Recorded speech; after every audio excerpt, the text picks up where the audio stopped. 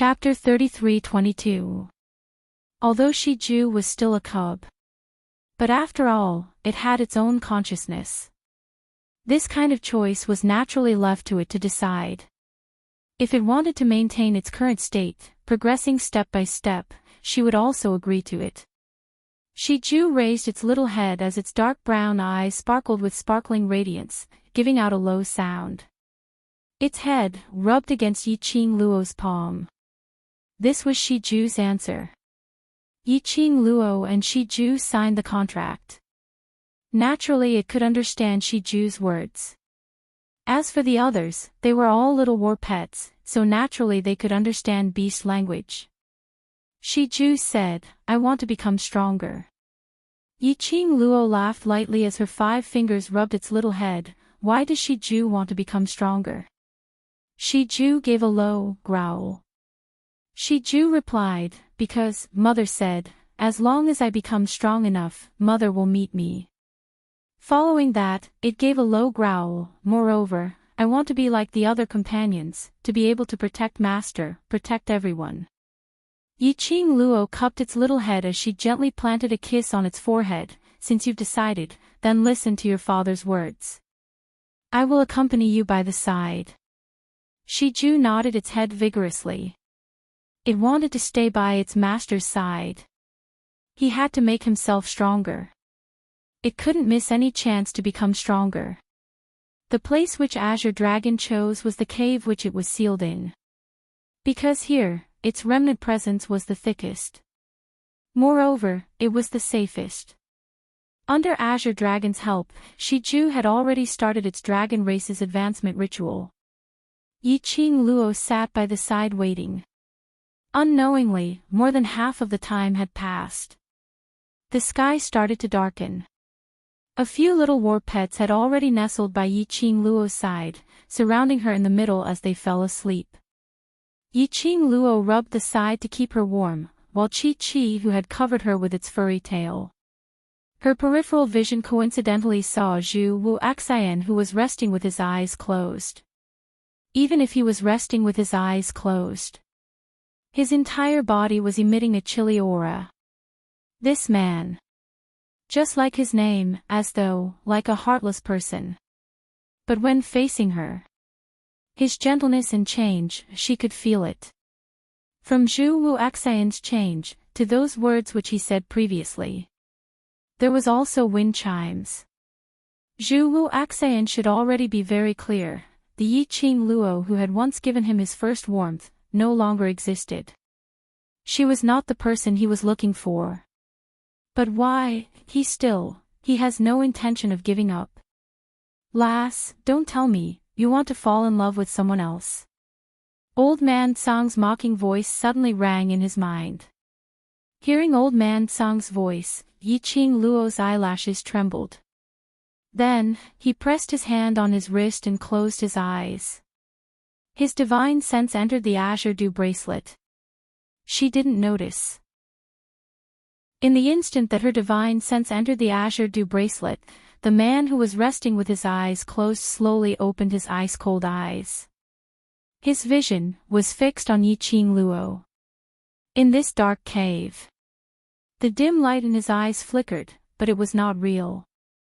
Within the azure dew bracelet, Yiqing Luo's divine sense had just appeared in the azure dew bracelet when it pounced towards Old Man Tsang's direction. "Old Man Tsang, I miss you so much." Yiqing Luo hugged Old Man Tsang's spiritual body. Although she couldn't feel his temperature, but to be able to see him appearing in the azure dew bracelet, she felt satisfied. Chapter 33-23. In front of her elders, Yiqing Luo rarely revealed a little girl's coquettish pout. She stuck out her tongue and smiled at the old man. "I was wrong, I won't do it again." She was smiling. Her voice was full of laughter. Her eyes were a little red. It wasn't hard to hear. Her tone was serious as the oath. "If it happens again, even if the great Luo immortal comes, I'm afraid I won't be able to stay by your side anymore."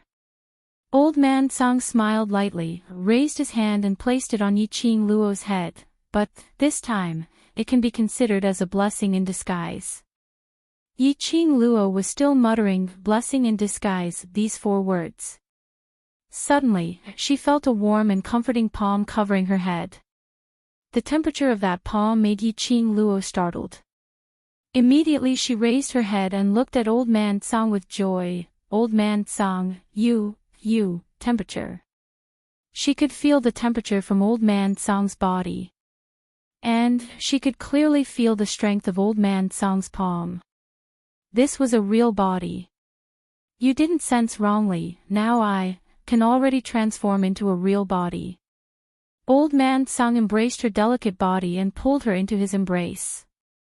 It wasn't like before when she threw herself at Old Man Tsang, that kind of air, without any substance.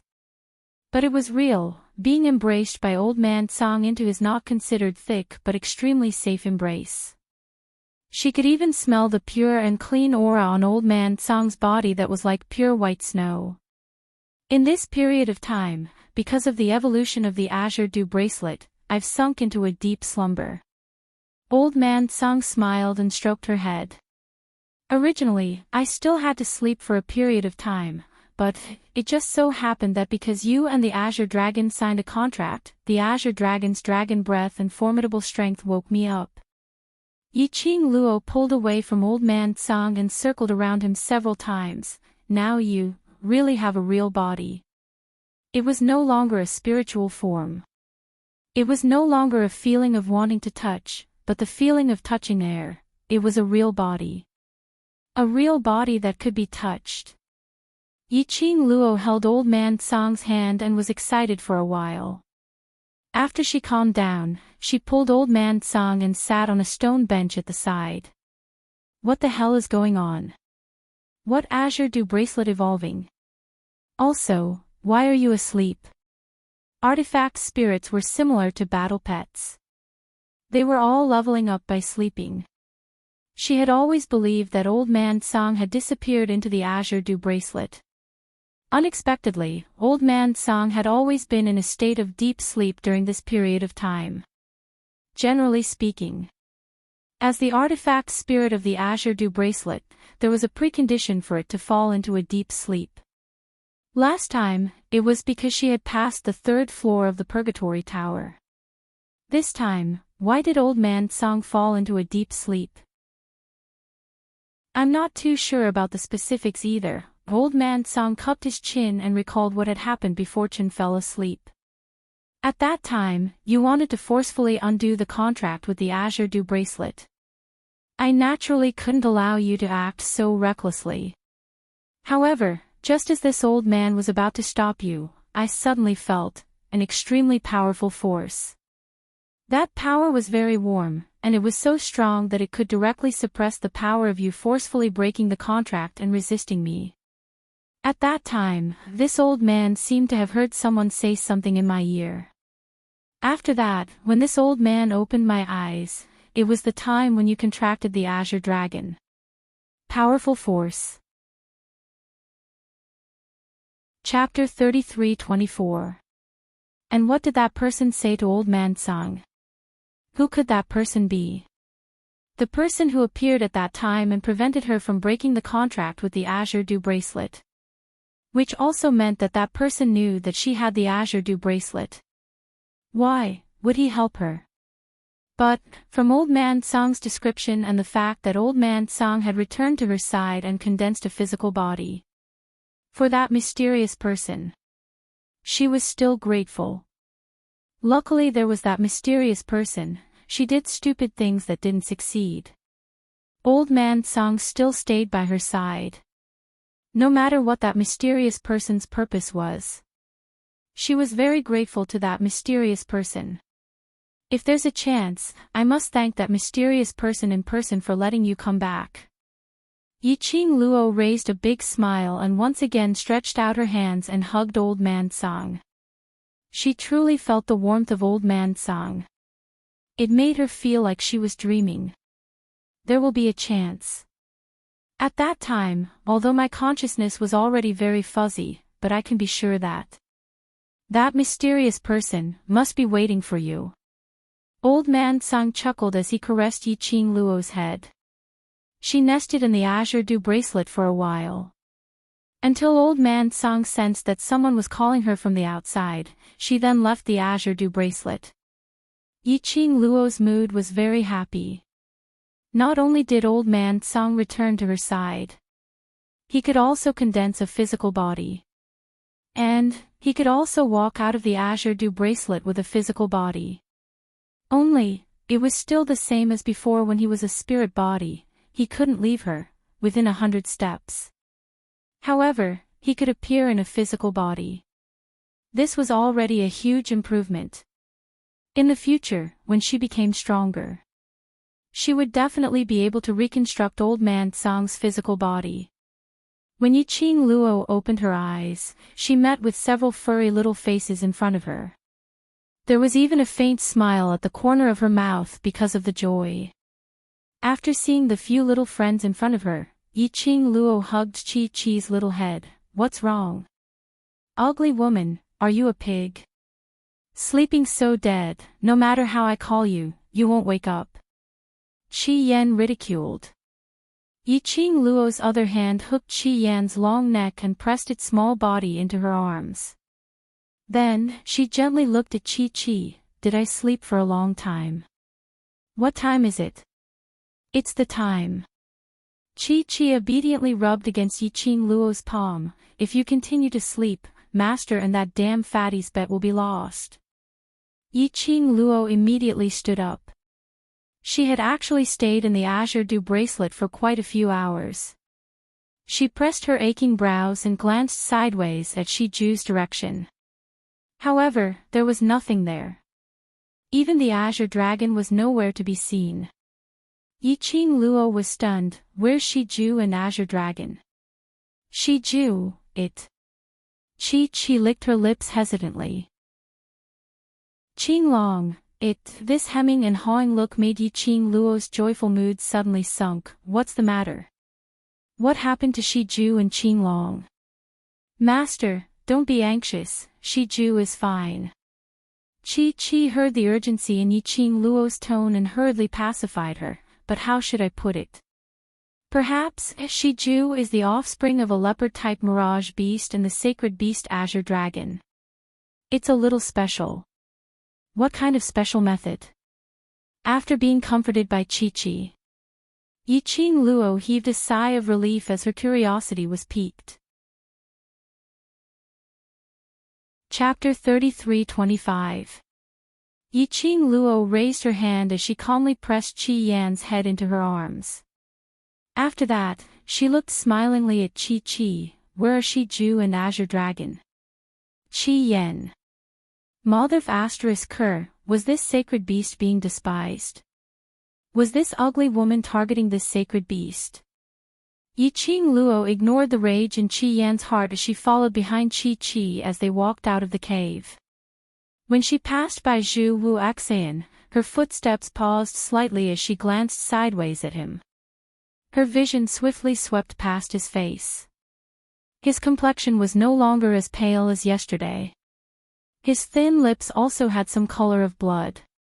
It showed that the injuries in his body should have almost recovered.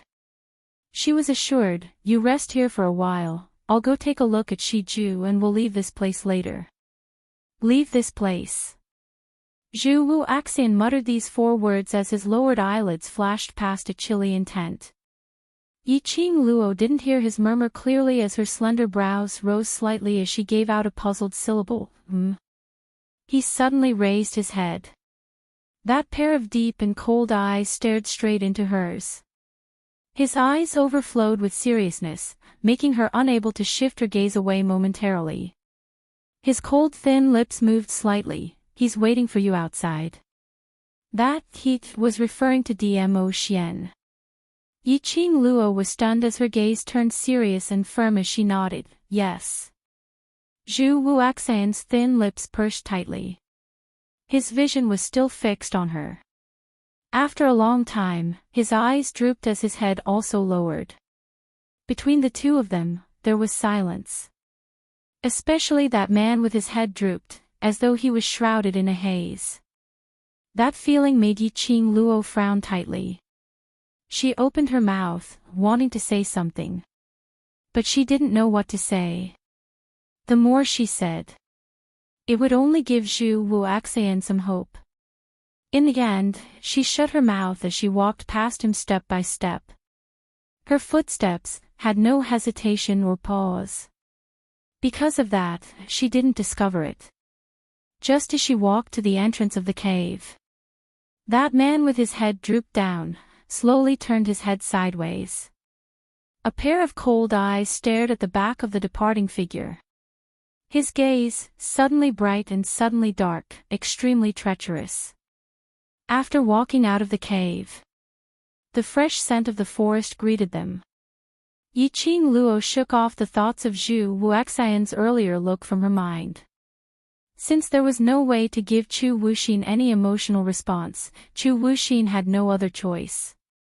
He had to widen the distance between them.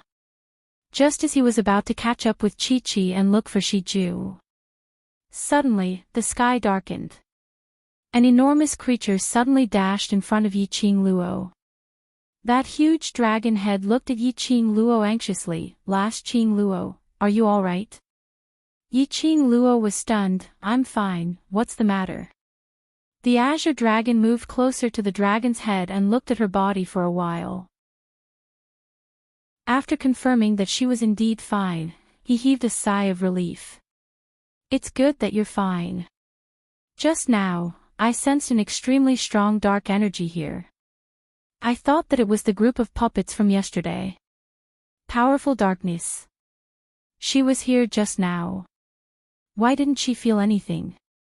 Now, she was a profounder at the 4th rank of the Sky Profounder realm. His perception should have improved. "Master." Suddenly, a black shadow leaped down from the azure dragon's body. That voice was on par with Chi-Chi's voice. Chi-Chi's voice was hovering between a Lolita and a Shota, whereas Shiju's voice was a pure Shota. It was so adorable that Yiqing Luo's face turned red. Chapter 33-26. Qi Yan took the opportunity to get out of her grip, fluttered his wings and quickly escaped from Yiqing Luo. "Shiju, you can speak now." Yiqing Luo was about to gently stroke Shiju's furry little head. But when he looked down, he saw the little thing in his arms. Yiqing Luo was dumbfounded once again. In his bosom was a little black ball. It was indeed a little black ball. However, when he held it in his arms, the furry sensation had already turned into incomparably hard scales. That's right, scales. Can you imagine, a leopard with the appearance of a small leopard but covered in dragon scales? Not only that. Those 2 dragon horns on Shiju's head also revealed the embryonic form of dragon horns. Although it was still a pitch-black mass. But at least it had a shape. Yiqing Luo finally understood. Why was Chi-Chi so hesitant when she mentioned Shiju? After all, it was her little battle pet. Chi-Chi was still very clear about it. She preferred cute, furry little things. It wasn't that Shiju wasn't cute now. Instead, this appearance was really a little strange. "Mistress." Shiju tilted its head and its bright brown eyes were filled with grievance as it looked at Yiqing Luo's startled expression. "Mistress doesn't like me anymore." Yiqing Luo hugged it tightly. "Cough, how could I not like Shiju? I'm just a little shocked." Shiju's eyes suddenly lit up. Rubbing her little head against Yiqing Luo's bosom, "I knew Master wouldn't hate me. Big Brother Scarlet Flame only knows how to scare me." Saying that, it raised its head and stared at Yiqing Luo seriously. "Master, I'm only in the evolution stage now. When I'm through the evolution phase, I'll return to my furry self." Yiqing Luo tapped its little forehead. "No matter what Shiju turns into, I like it." However, she raised her eyes and looked at the azure dragon with some astonishment. Because of the difference in race, the way Shiju evolves is also different. Generally speaking, like Chi-Chi and Chi-Yen, If they wanted to evolve, they would do so in a deep sleep. Why was it Shiju's turn? It was just that its outer appearance had the symbol of the dragon clan. The azure dragon looked at Shiju lovingly. It should be because the dragon race is different from the leopard race. That loving look made Yiqing Luo unable to bear it as she hugged Shiju in her arms. He could tell. Azure Dragon truly loved his son. Suddenly, she thought of something. Are you going to the magical beast forest to look for Shiju's mother? The emotions in Azure Dragon's eyes fluctuated greatly. But soon, everything returned to normal. Its dragon whiskers drooped, and the light in the depths of its eyes dimmed a little. For now, I won't go, but... Yiqing Luo didn't know much about the past between the green dragon and the mother beast, so she wasn't in a good position to make any suggestions. Alright, as long as you think it through. The azure dragon raised his head and looked towards the sky. He laughed softly. He handed Shiju to you, hoping that you can help Shiju become stronger. This is his hope, so... I will accompany Shiju and you, waiting for the day she appears on her own accord, interracial love. The hardships and feelings involved. Yiqing Luo couldn't empathize with it. Her lips curled upward slightly as she nodded her head vigorously. Yes, no matter if it's Shiju or you will not let it down. The agreed time with Hao Nanren was approaching. Yiqing Luo asked the war pets to prepare and return to the cave, intending to ask Chu Wuxin to leave together. But after entering the cave... Chapter 33-27. Zhu Wuxin was not inside. Even the place he was sitting on was flat, as if no one had ever sat there before. Yiqing Luo frowned slightly. Was Chu Wuxin going to disappear again? Was it the same as the inn on the South Wave continent? Suddenly, Yiqing Luo's mind surfaced the scene of Zhu Wuxian raising his cold eyes to look at her. He asked, "Is he waiting for you outside?" She answered, "Yes." At that time, his eyes lost all light. It was because of this sentence. Was that why he chose to leave alone? Yiqing Luo pursed her lips tightly as she turned around and replied indifferently, "Since he has left first, let's go too." If Chu Wuxin couldn't get rid of his obsession with her, between them, this was indeed the only way. Leaving alone was the best choice. Just as Yiqing Luo was about to leave, Azure Dragon suddenly opened his mouth. "Last Qing Luo, wait." Yiqing Luo's footsteps halted. Azure Dragon's eyes darkened and he asked solemnly, "How did he leave?" "This. I don't know." Yiqing Luo shook her head. "Before I walked out of the cave, he was still there. Just now, we were outside the cave the entire time, but we did not sense his aura when he left." The Azure Dragon's tone became heavy. Yiqing Luo was stunned. Indeed. They were at the entrance of this cave just now. Nor did he leave. She did not see Zhu Wuxin come out. But now... Zhu Wuxin wasn't here. How on earth did he leave? Or perhaps, just how powerful was he? Even the Azure Dragon could not sense his aura. Alright, since he has already left, there's no point in delving into this matter. Seeing Yiqing Luo keeping silent, Azure Dragon sighed. "You should rejoice that you and him are not enemies, otherwise it would be difficult to deal with him." Yiqing Luo's vision shot towards the direction where Zhu Wuxian was sitting earlier. That was right, if it was an enemy. Chu Wuxin was definitely even more difficult to deal with than the Palace of Gloomy Darkness. Should she rejoice that Zhu Wuxin was obsessed with her? Actually, her selfish hope. Being able to get along with Zhu Wuxin was like getting along with Long Yunzhan, Qiao Jin, and the other brothers. However, he could only think about it. Just like that, a man and a group of beasts arrived at the entrance of the forbidden area. Yiqing Luo was just about to keep the little companions into the pet space. Suddenly, the lush grass in the surroundings swayed. Following that, many normal-sized three-eyed heavenly beasts emerged from the ground. The one in the lead was none other than Zhao Tutu's heaven-reaching beast. Little by little, more than 50 of them surrounded him from all directions. Yiqing Luo frowned and stood in front of her companions. What do you want to do? These three-eyed heaven-reaching beasts prostrated themselves on the ground in fear when the azure dragon appeared yesterday. Then, he tucked his tail between his legs and left dejectedly. Now, he actually came to look for trouble again. Were they not afraid of azure dragon? Roar! Zhao Tutu's Tongtian beast took a step forward and growled at her. Human, we're not here to cause trouble. We just want to thank you and beg you to forgive us for our reckless actions yesterday. Did he come to express his gratitude and apologize? Chapter 33:28. If it wasn't for the contract between you and Lord Azure Dragon, I'm afraid we would still be controlled by that bunch of people. So it's necessary to thank them. Zhao Tutu's heavenly beast lowered its head slowly and its front limbs also prostrated. It made the most respectful gesture. After that, it continued, what questions do you want to ask? As long as I know, I will definitely answer. Those ferocious three-eyed heavenly beasts yesterday. At this moment, all of them were extremely obedient.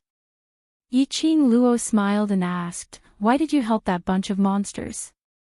And when did they come into this forbidden area? Answer me in detail. If we don't help them, all the demonic beasts in this area will be annihilated. The heavenly beast's eyes were filled with anger. As the boss of this area, I will absolutely not allow any human or any other species to bully the demonic beasts. How cruel were the methods of the Palace of Darkness. Yiqing Luo was very clear about it. To be able to make the arrogant three-eyed heavenly beast, the strongest among the demonic beasts, so resentful and unreconciled, it must be some underhanded means that forced the three-eyed heavenly beast to provide help. As for when they came here, the heavenly beast thought for a moment. We are demonic beasts. Those beasts in the outside world cannot tolerate our existence. Of course, we don't have a good impression of those beasts and don't want to interact with them, so this area belongs to us demonic beasts. And because of Lord Azure Dragon's suppression, humans can't step into this area, but just 3 days ago, a group of monsters who claimed to be from the Palace of Darkness broke in. Their bodies were filled with the aura of the dead and their bodies were rotting. No matter how we attacked, those monsters could get up again. After they found the place where Lord Azure Dragon was sleeping, the 6 people you saw yesterday followed them here. After saying those words, the heaven-reaching beast added, it is clear that their target is Lord Azure Dragon. Based on their conversation, it seems that they have a way to contract Lord Azure Dragon. Merely, the prerequisite for that is to prevent you from contacting Lord Azure Dragon. She was also aware of this point. Just like before, the heavenly beast was eager to chase her out of the forbidden area. And without hesitation, it told her the location of the metal magnet spirit grass. It only hoped that she would leave quickly. Why? From the very beginning, the Palace of Darkness was so sure that if Azure Dragon met her, he would definitely form a contract with her. Could it be that the secluded Darkness Palace had long seen through Shiju's identity? Or, the Abyss Palace believed that as long as it was one of the 4 sacred beasts, they would form a contract with her unconditionally. After all, she already had 2 holy beasts and a half-soul holy beast by her side. Also, contract a sacred beast, especially a sacred beast like the Azure Dragon. If it was not voluntary, wasn't it as difficult as ascending to the heavens to form a contract? What method did the Palace of Gloomy Darkness have to be so sure that they could contract the Azure Dragon? They didn't say the specific reason, so we don't know either. Zhao Tutu's Tong Tian beast saw that Yiqing Luo didn't speak for a long time and took the initiative to speak. Yiqing Luo's vision fell back onto it. All right, I can feel your sincerity, go back. She smiled and waved at them. However, the 50-odd piercing beasts still stood their ground, showing no signs of moving aside. Chapter 33:29. In order to express my thanks, I've selected 30 of the strongest heaven-reaching beasts among our heaven-reaching beasts as my thanks gift. Jiao Tutu's beast had just finished its sentence. The heaven-reaching beasts that were surrounding them moved to the front and formed a line in unison. I have this confidence that the strength of our heavenly beasts is much stronger than those so-called high-level mirage beasts outside. Jiao Tutu's sky-reaching beast looked at the 30 sky-reaching beasts that had stepped forward with pride in its eyes. Yi Qing Luo. Giving away brothers without a word. 33-eyed heavenly beasts. Just like that. Chi said, Master, quickly agree. 3-eyed heavenly beasts are the most powerful beasts among the demonic beasts. It's not a bad choice to let a group of demonic beasts be our servants. Qi Yan agreed. Yi Qing Luo pursed her lips and looked at the beast. You really want to give these 30 beasts to me? Jiao Tutu's beast nodded. I have considered it for a long time. This is the result of careful consideration. Of course, I am not giving them to you purely to repay your kindness. Most of the reason is to thank Lord Azure Dragon. The Azure Dragon who was named looked up at them. Jiao Tutu's heaven-reaching beast's eyes immediately lit up with excitement. While Lord Azure Dragon was asleep, he used his own power to protect this area. It's also because of Lord Azure Dragon's protection that our 3-eyed heaven-reaching beast race has been able to flourish until now. The heavenly beast's attitude was very firm. Yi Qing Luo had no intention to decline. Most of the brothers in Devil class did not have their own battle pets. If they could let the heavenly beasts contract with them or become their battle partners, it was a good choice. She pondered for a moment and said, I can accept these 30 heavenly beasts. But I do not intend to keep them by my side. Jiao Tutu's heavenly beast was stunned, a trace of hesitation flashed in its eyes. Yi Qing Luo did not intend to hide her decision from the heavenly beast and continued, I will arrange for them to be my brother's battle pets. Of course, I can promise you that these heavenly beasts will choose their own masters and they can choose to contract or be companions by their side. When Jiao Tutu's heaven-reaching beast heard these words, the expression in its eyes relaxed a little. As long as they want to return here, they can. Yi Qing Luo smiled as she looked around at the 30 heavenly beasts. If you agree, I will take you in. The heaven-reaching beast hesitated for a moment. In the end, he raised his head and looked at her with determination. I believe in Lord Azure Dragon's choice. I believe in you. Outside the forbidden area. The current scene wasn't the same as the previous day, where the people of the various factions were gathered together. The faces of the dozens of people who stayed behind were pale and filled with anxiety and fear. At the very front of the entrance of the forbidden area, Hao Nanren couldn't hide the pride on his face. Yi Qing Luo had only set a time limit of 48 hours. Now, 40 hours had passed.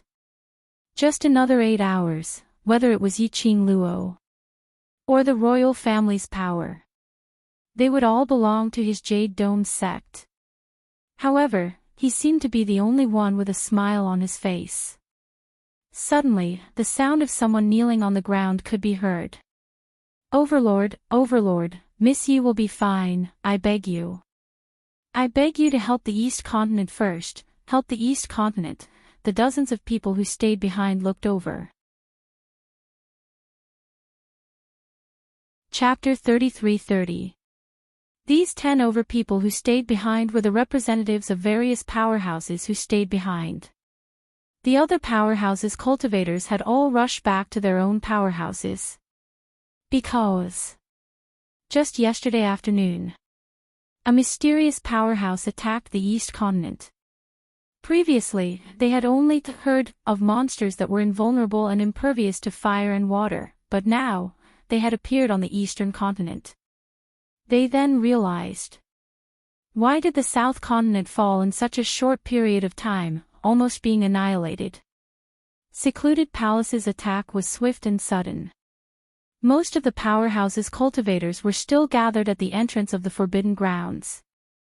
Towards this sudden attack, they had yet to react in time. East Continent had already been invaded by more than half of their territories. East Continent Monarch was already mentally prepared. But he had not expected that Secluded Palace would choose this timing to attack the East Continent. He immediately stabilized the cultivators' emotions as he arranged for them to fight against the Secluded Palace in an orderly manner. At least till Yiqing Luo came out of the Forbidden Grounds. Most of the cultivators had some suspicions towards Yiqing Luo, placing all their hopes on a 15-year-old young lady. This was something which they could not accept. But now that things had come to this, they had no other choice. No matter if it was to hold on till Yiqing Luo came out of the Forbidden Grounds, or for their own territories. They had to rush up and fight against that bunch of monsters. Outside the Forbidden Grounds, every powerhouse's cultivators left 1 or 2 people behind to watch over the Forbidden Grounds while the rest returned to their own forces to fight. Secluded Palace's attack was extremely overbearing. As though they wanted to occupy the East Continent in the shortest amount of time possible. East Continent Monarch guessed. Possibly, Secluded Palace's people wanted to take advantage of Yiqing Luo's absence to occupy the East Continent. So that was why they were so overbearing. But East Continent Monarch's guess was nonsense to Hao Nanren. As one of the 4 major sects, the sect master of Jade Dome's sect who was stationed in the East Continent, Hao Nanren had no intention to help Secluded Palace's attack at all. The entire Jade Dome sect was indifferent as though they were hanging on high. Whereas Hao Nanren was calculating the time in his heart. As long as it was more than 48 hours, he would be able to openly let the Death Warriors seal the entrance of the Forbidden Grounds. Even if Yiqing Luo was still alive. He also wanted her to die in there. As for the East Wave's sovereign and the profound practitioners of the other forces, they had repeatedly persuaded him to arrange for people to stand guard here. As the sect master of the Jade Dome sect, he had no choice but to come out and fight. But Hao Nanren's arrogant attitude. He wanted all the people from the major forces to completely give up on him. It was a matter of life and death, and it was also a matter of the survival of the continent. Hao Nanren's actions made most people in the East Wave continent completely disappointed in the Jade Dome sect. Especially, it was at this moment. The East Wave monarch knelt down in the direction of Dmo Xian and said those words. This caused the profound practitioners that had stayed behind to be extremely shocked. Di Zun. It was a masked man dressed in purple. Was it Di Zun? Had they heard wrongly, or had the East Wave sovereign spoken wrongly? However, a glimmer of hope gradually rose in their hearts. If the man in front of him was really the legendary Di Zun, the East Wave continent would be saved. However, such a hope had yet to take shape in the hearts of the crowd.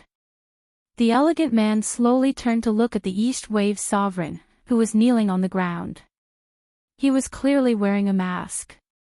But everyone could clearly feel it. Chapter 33-31. At this moment, everyone suddenly realized. This man's aura was actually so strong. Just before this, they only felt that this man was noble and elegant, with an extraordinary status. But now, when the man's aura was fully unleashed, from head to toe, that overbearing, powerful, dignified and noble aura was like a scorching sun. It made one unable to shift their gaze away, but unable to look straight at his nobility. The Overlord. If this man was the Overlord, they absolutely had no doubt. They were saved. They were saved. Everyone's heart surged with a huge sense of joy. As long as the Overlord took action, There was nothing to fear about the secluded palace. I am here to accompany my wife. The man's cold voice was calm and serene. It was just a simple sentence. It made the surrounding people's backs soaked in cold sweat. Following that, the surrounding cultivators who stayed behind suddenly reacted to a very important matter. Earlier, the lady who entered the forbidden grounds was the Overlord's wife. The Overlord and the West Continent's original Three Springs sect's young matriarch, Yi family's seventh Missy, were together. Basically, the entire Nirvana realm had heard about it. That meant the lady who was addressed as Imperial Madam by the East Continent monarch. The lady who walked into the forbidden grounds and whose life and death was unknown. Was that legendary figure, Yi's seventh Missy? No wonder. They felt that Yi Qing Luo's name was extremely familiar. The cultivators who stayed behind started to feel apprehensive. Yi Qing Luo was the Imperial Madam, the Overlord's wife. The Overlord's wife had entered the forbidden grounds. There was no way anyone could walk out of that place alive. If the Imperial Madam really couldn't walk out. If the Overlord was infuriated. No one dared to think about it. All of them shifted their vengeful gazes onto Hao Nanren. If it wasn't for the Jade Sky sect master, they would have targeted the Imperial Madam. The Overlord had already helped the East Continent to deal with the secluded palace. The East Continent wouldn't be like this, losing a third of their territory. Now, even the remaining territory was about to be forcefully invaded by the secluded palace. Moreover, Hao Nanren wasn't surprised at all, and looked extremely pleased with himself. It was obvious that he had long known about the Overlord and Yi Qing Luo's real identity. At the thought of this, everyone's resentment toward Hao Nanren grew. It was obvious that Hao Nanren was using the public to deal with Lady D. As the sect leader of the Jade Dome sect in the East Continent, he should settle the conflict between him and the Lady Emperor himself. He had used the innocent onlookers to create momentum for himself and target the Imperial Madam. If he did this, the Overlord might let him off for the sake of his status as the sect leader. However, did Hao Nanren not care? Would they offend the Overlord because of this? Lord Overlord, Imperial Madam agreed to come to Eastwater Continent. Doesn't that mean she agreed to help Eastwater Continent? Lord Overlord, for Imperial Madam's sake, I beg you, please help. The East Wave Sovereign kowtowed heavily. When the Palace of Netherworld was attacking the East Continent in a threatening manner. As the East Wave Sovereign, he was unable to rush to the front lines and stop the Palace of Gloomy Darkness. Because he was the monarch of the East Wave Continent. More importantly, only Yi Qing Luo could save the East Continent. Chapter 33-32. However, whenever the news of cities being invaded came, the East Wave monarch couldn't sit still anymore. He was a smart man. He could tell how much the Overlord doted on the Emperor Lady. Therefore, the East Wave monarch wouldn't use any righteousness to persuade the Overlord. Instead, he used the Emperor Lady. As expected. After hearing about the Emperor Lady, the Overlord slightly raised his eyes under the mask. That cold and sharp gaze was like a sharp blade that pierced straight into his heart. The East Wave monarch felt a chill down his spine and cold sweat rolled down his forehead. It's because little Luo wants to play that I didn't destroy the East Wave continent. Dmo Xian pursed his thin lips.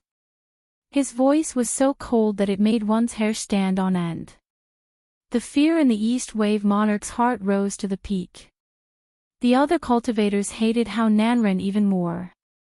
Overlord, the one who has been targeting the Emperor Lady and instigated her to enter the forbidden area, is the sect master of the Jade Dome sect. We will hand the sect master of the Jade Dome sect to the Overlord and let him do whatever he wants. The East Wave continent will not complain. We only hope that the Overlord can save us.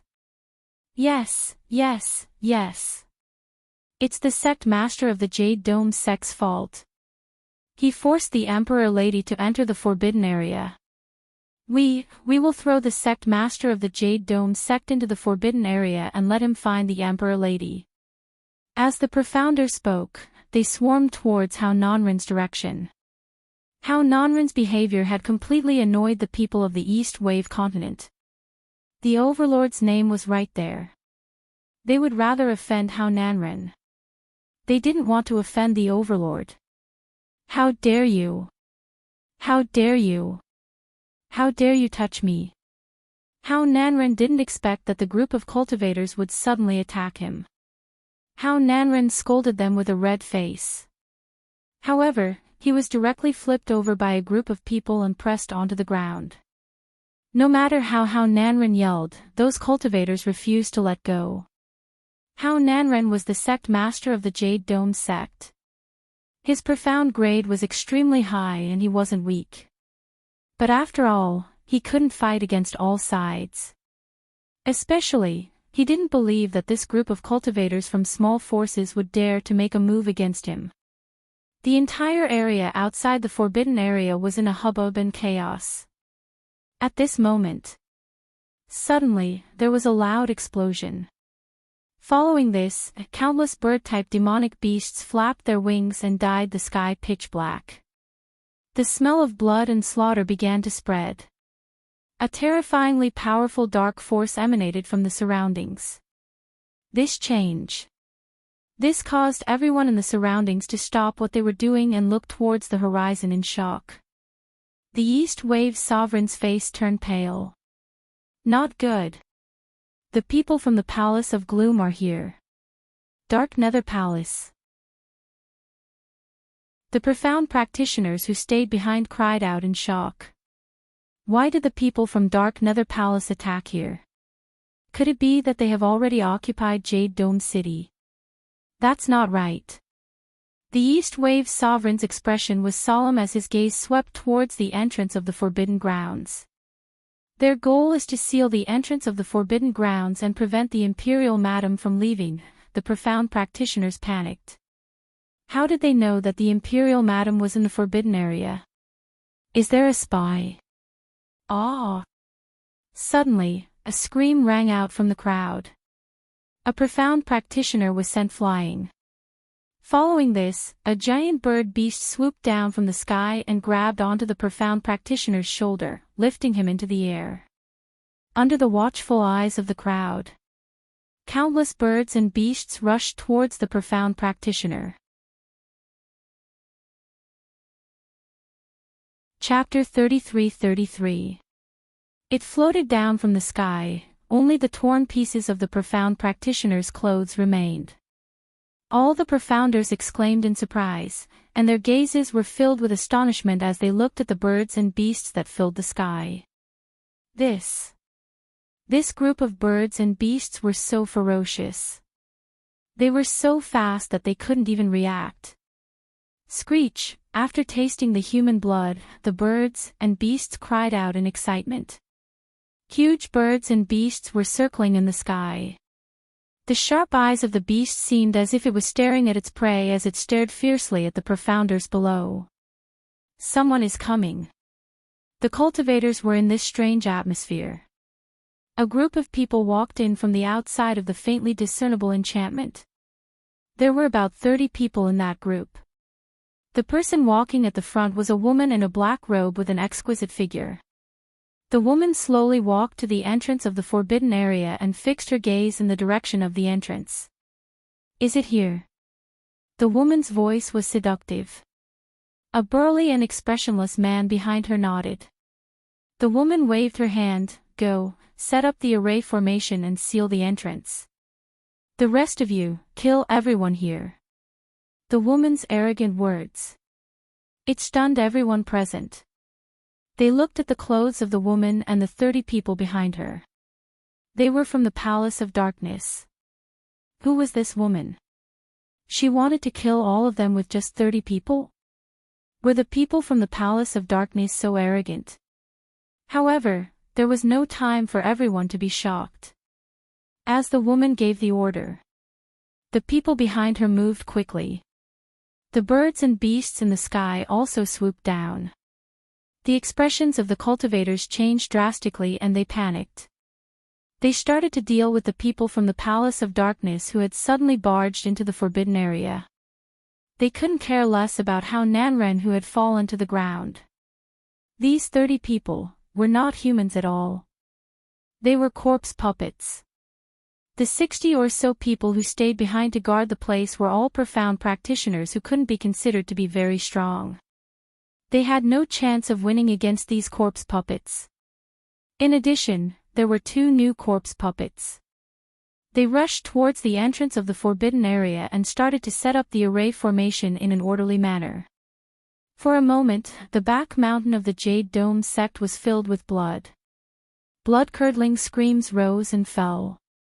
Looking at the 2 majestic undead corpse puppets fiddling with the array formation, the East Wave Sovereign's face turned pale with fright. He immediately looked at Dmo Xian who had unknowingly hidden in the dark. The secluded Darkness Palace obviously intended to stop Yiqing Luo from walking out of the forbidden grounds. What's wrong with His Majesty? Isn't he going to make a move? Instead, he allowed the monster from the Palace of Darkness to set up a formation at the entrance. The East Wave Sovereign could not understand this at all. What on earth was the Overlord thinking? Hearing the miserable screams in his ears, as well as the screams of countless profound practitioners, telling him to quickly flee, he felt a chill run down his spine. The East Wave Sovereign's body was trembling. His hands, which were hanging by his side, suddenly clenched. When he looked up again, his eyes were filled with determination. He strode towards the direction where Dmo Xian was hiding. He took a step forward. Suddenly, an oppressive force attacked him from behind. His wrist was tightly gripped by an extremely strong hand. Immediately after, an ice-cold sensation pressed against his neck. Don't even think about asking the Overlord for help. How Nanren's cold voice was heard beside his ear. The East Wave Sovereign was stunned as his body stiffened. What are you doing? Chapter 33-34. Are you crazy? The East Wave Sovereign's pupils contracted as he roared in disbelief. The Palace of Gloomy Darkness wants to trap the Empress in the Forbidden Grounds because they are afraid that she will affect their plans to invade the East Wave continent. If we really let the Dark Nether Palace form the formation, the entire East continent will be destroyed. How Nanren grinned maliciously as he tightened his grip on his struggling body. This sect master doesn't believe that without her, the East continent will be destroyed. This sect leader is the sect leader of one of the 4 great sects. Can't you deal with the Palace of Darkness? Generally speaking. Yiqing Luo walked into the Forbidden Grounds. Most likely, he had died inside. He told the people of the Dark Abyss Palace to set up a formation to seal the entrance of the Forbidden Land. It was safer. How Nanren naturally wouldn't stop them. Looking at the 2 men, they quickly set up the array formation. It was obvious that the formation was extremely complicated. In his heart, he was faintly hoping that Yiqing Luo had not died in the Forbidden Grounds. He did not die, but he could not walk out of the Forbidden Land. It felt like he was trapped in the Forbidden Land until he died. This was true despair. The East Wave Sovereign's face was extremely pale. The sharp blade on his neck had already cut through his skin. The stinging sensation caused him to scrunch up his face. The East Wave Sovereign glanced at the elegant and noble figure in the darkness from the corner of his eye. The blood-curdling screams became increasingly shrill in his ears. There were fewer and fewer profound practitioners from the forces who were still alive. No. He couldn't let the headmaster of Abyss Palace continue like this. No matter what the Overlord was thinking. He couldn't wait any longer. As long as the Palace of Gloomy Darkness knew that Dizun was here, he would definitely not dare to act rashly. I advise you to behave yourself and not play any tricks. How Nanren threatened the East Wave's sovereign as if he had sensed that something was wrong with the East Wave's sovereign's aura. The East Billow Monarch's eyes narrowed. He raised his hand and grabbed How Nanren's arm. Then, he opened his mouth and shouted towards the direction of the darkness, "Emperor." One word came out of his mouth. There was a sharp pain in his wrist. How Nanren grabbed the East Wave's sovereign's arm. Then, he melted the dagger in his hand. "You're back." Suddenly, the concealed Dmo Xian slowly opened his mouth. His voice was very soft, very low. If not for the fact that How Nanren and the East Wave's sovereign were so close to each other, she probably couldn't even hear the 3 words that floated out of his mouth. And it was precisely because of these 3 words of Dmo Xian. How Nanren's hand that was holding the dagger froze. Not good.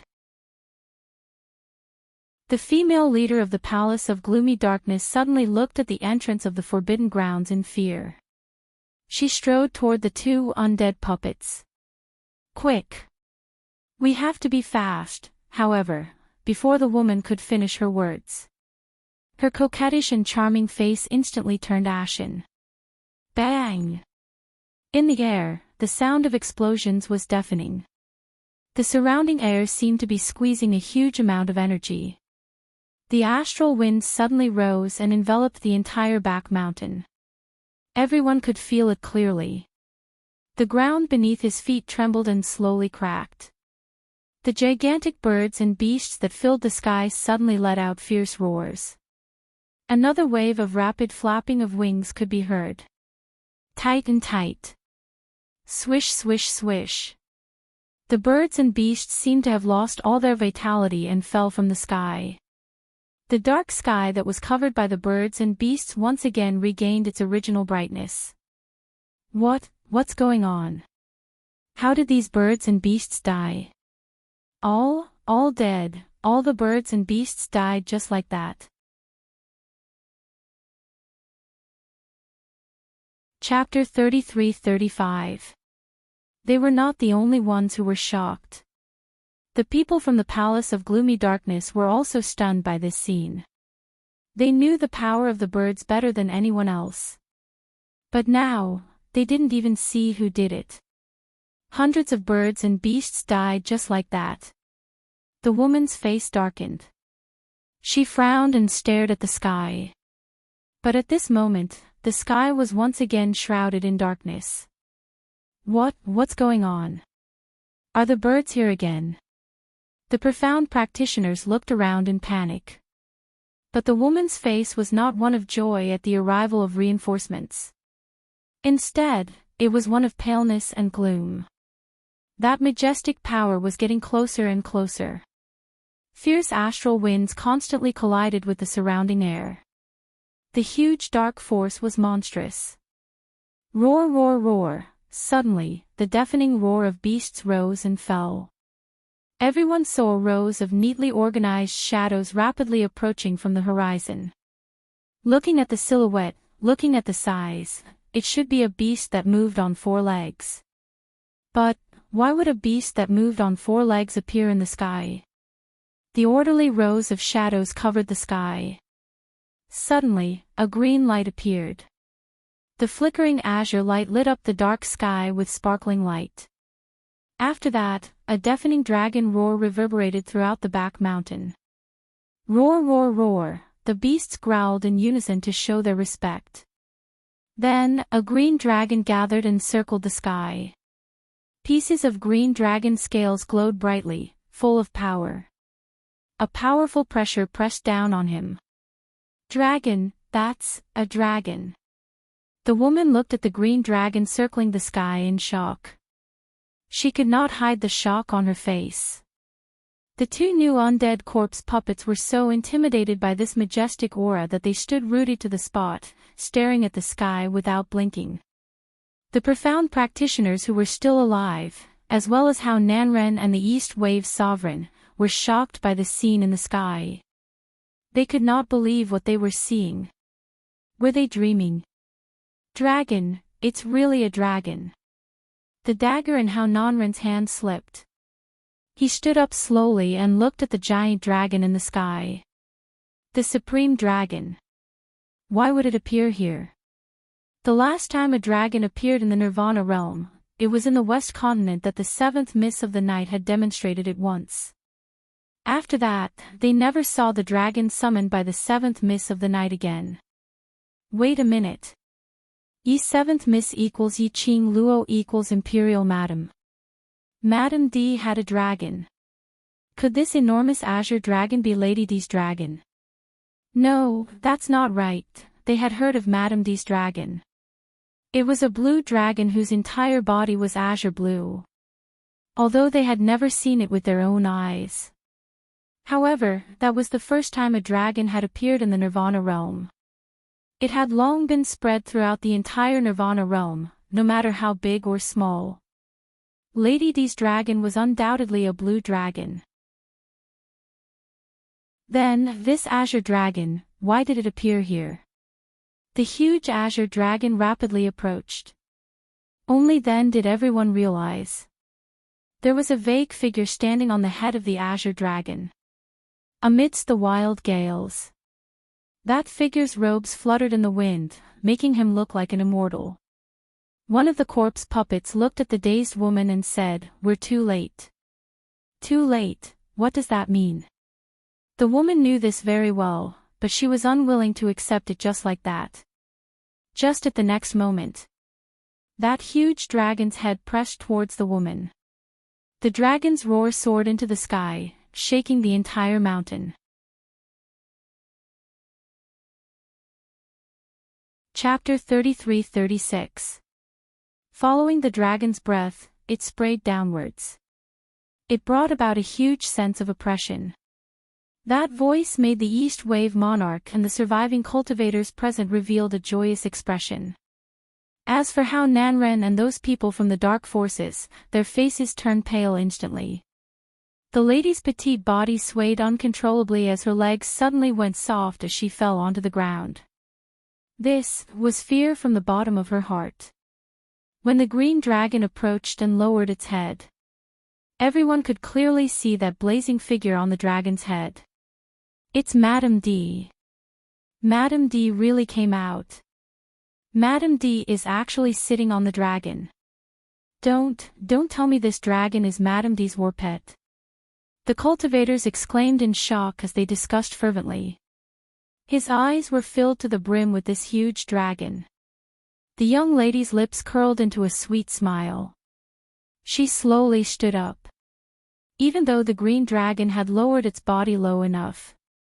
But to humans, this was equivalent to the height of a 3-story building. Yi Qing Luo opened her arms. Her red sleeves fluttered along with the strong wind. Like a butterfly's wings spreading out. Her lips curled upwards, her ravishing face was like a stream of gold, peerlessly beautiful. "Ah, Xian, I'm back." She laughed lightly, her voice was filled with joy. Finishing her words, she leaped. There was no presence of profound energy on her body. Just like that, he allowed himself to fall down as light as a feather. Swoosh, a light breeze blew past. Her body fell into an embrace. The elegant sandalwood scent seeped into her nostrils. Her delicate body, which had been chilled by the astral wind, was blown away. Yi Qing Luo's arms hooked around his neck, her eyes filled with smiles, her sweet voice softly called out to her lover, "Ah Xian." Done playing. Dmo Xian's eyes drooped, his deep peach blossom eyes seemed to be plated with light, as he gazed deeply at the young lady's face. Yi Qing Luo buried her head into his chest, rubbing against it. The game is still going on, how can it be enough?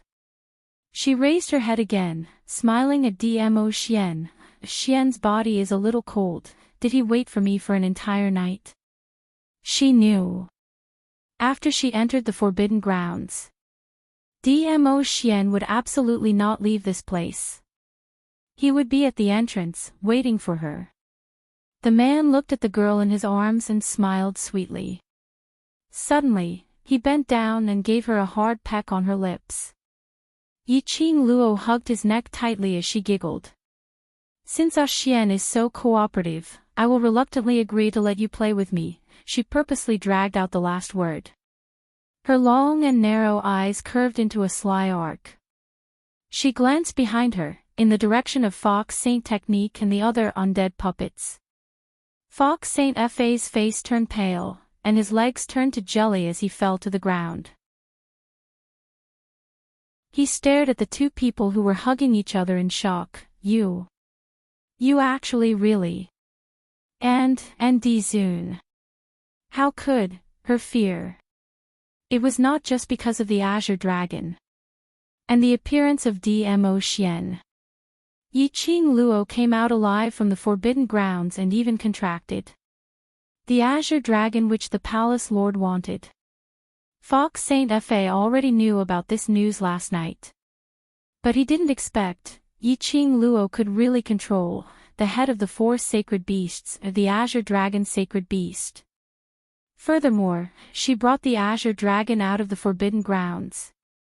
This was totally different from what the Palace Lord had guessed. She didn't expect, after Yi Qing Luo entered the Forbidden Grounds, Dmo Xian would still be guarding outside the Forbidden Grounds. Which meant to say, earlier when she appeared with the undead puppets, Dmo Xian had actually been watching by the side. He didn't show his face and didn't take any action.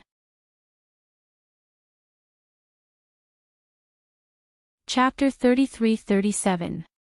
Fox Saint Law was shocked as she turned around and stared at the two new type of corpse puppets. The Overlord is here too, why didn't you say anything? The corpse puppets looked at her calmly. You are the one who brought people to set up the array. You are the second palace master of Secluded Palace, we are only responsible for following orders. Fox Saint Law's throat tightened. Her pair of pupils looked at the pair of fairy-like golden boy and jade girl in front of her in horror. Fear gnawed at her limbs and bones. I was still thinking. How to lure you out, I didn't expect. You are so impatient, taking the opportunity when I am not around to attack the East Continent. Yi Qing Luo wrapped one hand around Dmo Xian's waist, smiling sweetly as she looked at Fox Saint Law, the smile on her lips, gradually thickening. That's just nice, then let's settle all of you in one go, and save me trouble later. While she was speaking, her fingertips had already raised the raging glower flame fan. The majestic pressure attacked downwards. Fox Saint Law's expression changed again. She could obviously feel it. Since the last time she crossed hands with Yi Qing Luo's ability had become stronger again. And, stronger, not just by a little bit. Beads of cold sweat appeared on Fox Saint Law's forehead. Because Wolf Saint Law died to save her. All this was because of Yi Qing Luo. She wanted to kill Yi Qing Luo, to seek revenge for Wolf Saint Law. She begged the palace master to get an array. She wanted to trap Yi Qing Luo in the Forbidden Grounds, forever unable to leave the Forbidden Grounds. But she had neglected. This piece of Forbidden Grounds was originally Azure Dragon Slumber. How could the array trap Yi Qing Luo, who had a contract with Azure Dragon? Fox Saint Law's face was ashen. Imperial Madam. Imperial Madam. Suddenly, not far away, East Wave Monarch, who had struggled free from Hao Nanren, rushed towards Yi Qing Luo's direction. East Wave Monarch's face was filled with joy and pleading, Imperial Madam, please save the East Continent. That bunch of monsters from Secluded Palace are about to invade the East Continent's territory. To East Wave Monarch. Yi Qing Luo was the savior. Seeing Yi Qing Luo coming out of the Forbidden Grounds, and in such a flashy manner, riding on a huge dragon. It was as though he had seen hope. Yi Qing Luo was the hope of the East Continent. Yi Qing Luo heard East Wave's monarch's voice and her vision fell onto him, I will settle it. 4 simple words. It was as though the East Wave's sovereign had been injected with limitless power. He bent his waist and bowed deeply towards Yi Qing Luo's direction. When he lifted his waist again, he returned to his calm and majesty as the ruler of a country. Since he chose to believe in Yiqing Luo, he would no longer hesitate. What he needed to do was to settle all the factors which would disturb Yiqing Luo. Furthermore, he would try his best to complete the conditions which he had promised Yiqing Luo previously. The East Wave's sovereign decisively called out to the 20 or so cultivators who were still alive. They quickly restrained the stunned man behind him. How Nanren's behavior today. This had already caused the hearts of the profounders from the various powers to turn cold. The sect master they respected was a sect master who was willing to maintain the peace of the continent, protect their territory, and protect the people. Not because of his own selfish interests. Time and time again, he had disregarded their lives. This battle, because of Yiqing Luo's return, blew the horn. When Yiqing Luo held on to the secluded palace's second palace lord, riding on the azure dragon, and appeared on the battlefield with Dmo Xian. Chapter 33-38.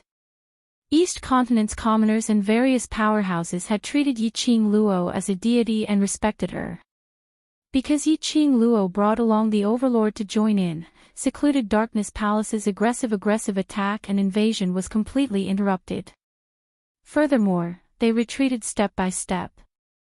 The Overlord's power was needless to say. In order to let his woman enjoy herself, he basically wouldn't make a move. Although he didn't make a move. But he stood on the battlefield, his gaze was fixed on Yiqing Luo. That unique aura still gave Nether Palace a huge pressure. Looking at Yiqing Luo's side. A green dragon. A white tiger. A vermilion bird. Plus 30 ferocious three-eyed heavenly beasts which no one had ever seen before. Adding on Yiqing Luo's explosive power. It was simply a massacre in a slaughterhouse. Apparently, Yiqing Luo was going to have this battle with Nether Palace. It was treated as a testing ground for her to continuously advance 3 grades. After the profound grade advancement, the biggest training was actual combat training. Only through actual combat could she discover her own shortcomings and use the profound energy in her body flexibly. Nether Palace was like a free experience points, how could Yiqing Luo miss it so easily? And this was a slaughterhouse's action. It also made those who knew that Yiqing Luo had a secret weapon to deal with that group of impenetrable monsters from the Palace of Darkness. Various large powerhouses cultivators kept on gathering around Yiqing Luo, hoping to obtain a secret weapon to protect their own powerhouses. After 2 days of battle, Nether Palace was forced to retreat out of East Continent's territory. This result. The entire East Wave continent was overjoyed. The commoners were shouting Yiqing Luo's name and Dmo Xian's name excitedly. But Yiqing Luo and Dmo Xian stood on top of the city walls, looking at the direction of Nether Palace which was forced to retreat. But the expression on her face was still not relaxed. The reason why this battle had turned into a slaughterhouse was partly because of her advancement and the fact that she had contracted the Azure Dragon. But this battle was a little too smooth. Yiqing Luo felt flustered instead. Some were happy while others were worried. Just like this, how Nanren, who was imprisoned in the dungeon of the royal family, heard the good news from the guards. All he had was resentment and unwillingness. If it wasn't for that slut Yiqing Luo, the person who saved the East Continent and was hailed as a hero would be him, How Nanren. These honors clearly belonged to him. It was Yiqing Luo, that scoundrel, who snatched away his honor. He, the sect master of the Jade Dome sect, was trapped in this dark place. How Nanren looked around with resentment in his eyes. He scoffed coldly. After he left. How proud that little slut was right now. When the time came, she would die miserably. East Wave Monarch was obviously bewitched by that slut Yiqing Luo. To imprison him here. Weren't they afraid that the citizens of the East Continent who admired the Jade Dome sect would join forces to protest? Compared to the royal family, his identity as the sect master of the Jade Dome sect was even more noble.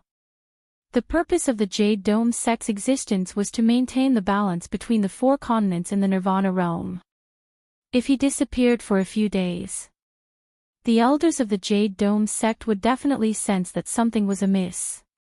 This investigation would definitely lead to the royal family.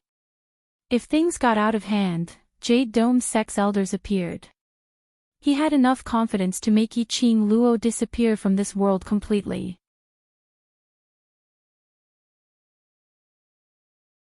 Chapter 33-39. Suddenly, an ethereal and cold laughter sounded in Hao Nanren's mind. That laughter was full of ridicule. Hao Nanren's expression changed and he quickly looked around. Who is it? Who is it? His movements attracted the attention of the two guards guarding outside. The guard walked in and looked at Hao Nanren. He shouted angrily, "If you don't want to be whipped, behave yourself." After saying that, the two guards stood at the bars of the dungeon and continued to chat. "Stop looking, you can't see me." The voice rang out again. Hao Nanren's pupils constricted. He looked at the two guards who were leaning against the bars of the dungeon and chatting. Their expressions were the same as usual. Obviously, they did not hear this sudden voice at all. Hao Nanren calmed himself down and walked to the corner of the dungeon warily. The dignified sect master of the Jade Dome sect has fallen to such a state. How pitiful, the cold voice seemed to be regretting something as it clicked its tongue and chuckled. Hao Nanren's face darkened and he asked angrily in his heart, "Who are you? What's your motive for looking for me?" The cold voice chuckled again. The illusory laughter seemed to come from all directions. "Do you think that the current you still has something that can be used by this empress?" The cold and gloomy voice mocked without holding back. Hao Nanren, who had always been conceited, could not tolerate someone looking down on him. "Since I have no value, why are you looking for me?" "I just feel that the sect master of the Jade Dome sect is a little ridiculous, so..." I couldn't help but laugh. The cold voice was full of sarcasm. Hao Nanren was furious and his eyes widened. "Get lost." He. Ha ha ha ha. Hao Nanren became more and more furious. That voice was like a demonic voice that kept ringing in Hao Nanren's mind. Bit by bit, it tortured Hao Nanren's psychological defense. Hao Nanren had a splitting headache from the laughter. He hugged his head tightly with both hands and finally gritted his teeth as if he had surrendered. "What exactly do you want?" His submission made the cold voice very satisfied.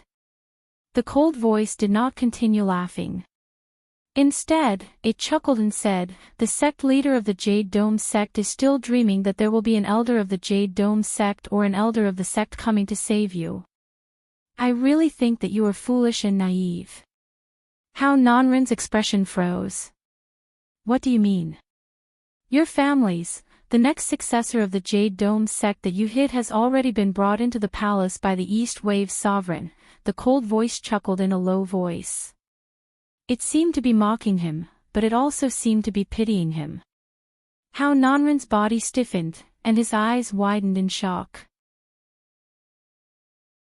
"The next successor is here, especially when he is controlled by the East Wave monarch. Do you think that the elders of the Jade Dome sect who have long wanted to divide your forces will miss this opportunity?" The cold voice was still explaining the current situation to him in his mind. "So, are you still hoping that the elders of the sect will find out that you've been imprisoned and rush over to save you?" When the last word was uttered, Yi Zichen's expression changed. Hao Nanren clenched his fists. No. It couldn't be like this. He had clearly hidden that brat very well. How could he be taken away by the royal family? In his heart, he kept brainwashing himself not to believe the words of this mysterious person. However, there was a voice in his mind telling him,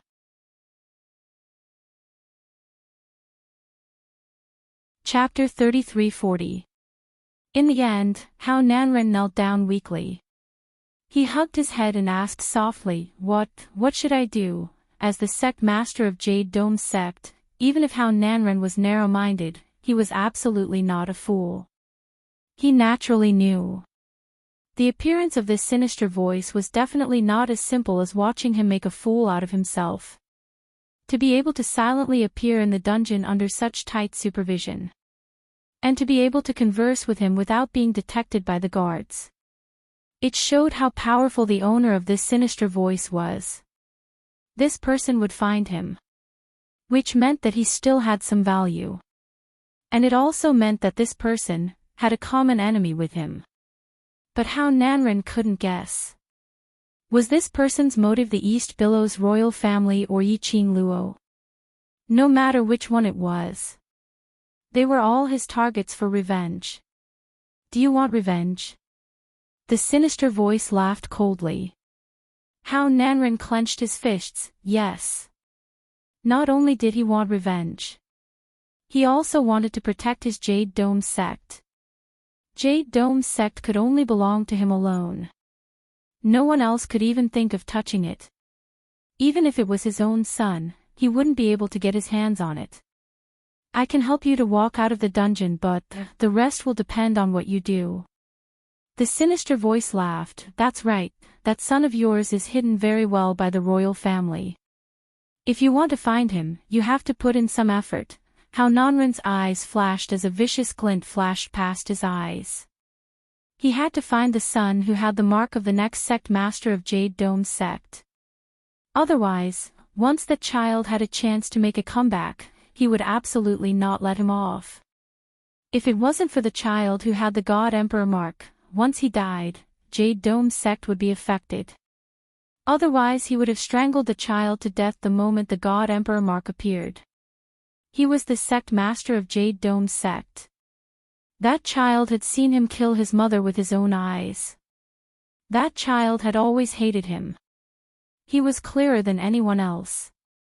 So he absolutely had to find that child. What do you need me to do? Hao Nanren asked gloomily.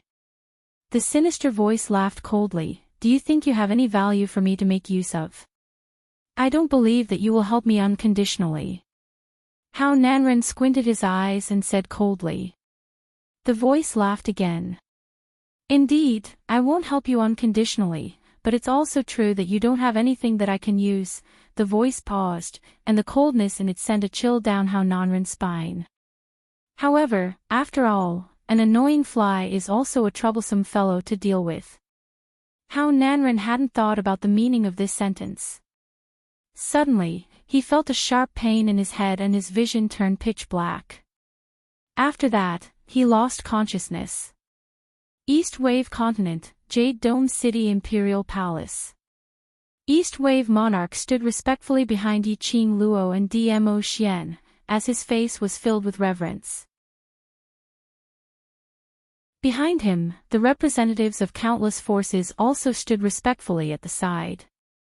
The East Wave Monarch said happily, It's all thanks to the help of Emperor Madame and Dizun that the East Wave Continent is safe. On behalf of all the people of the East Wave Continent, I thank Emperor Madame and Dizun. The row of representatives behind him respectfully knelt down and expressed their gratitude in unison. Although Yiqing Luo had a bad premonition. But looking at the people of the East Wave Continent, they were all immersed in the joy of this victory. She didn't have any concrete evidence.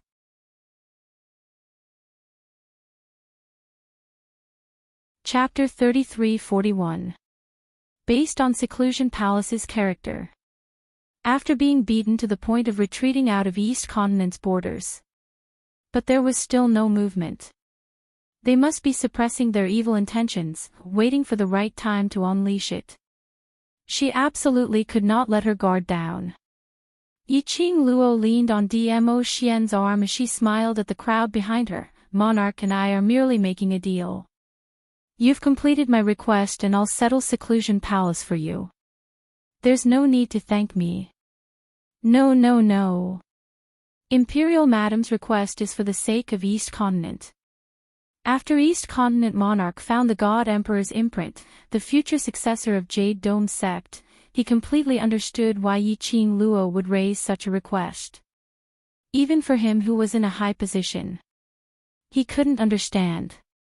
How could Hao Nanren be so heartless to hurt his own flesh and blood, the descendant who would take over his position as Jade Dome sect master in the future? Just to protect his position as sect master? By right, shouldn't he be nurtured from a young age to protect Jade Dome sect in future?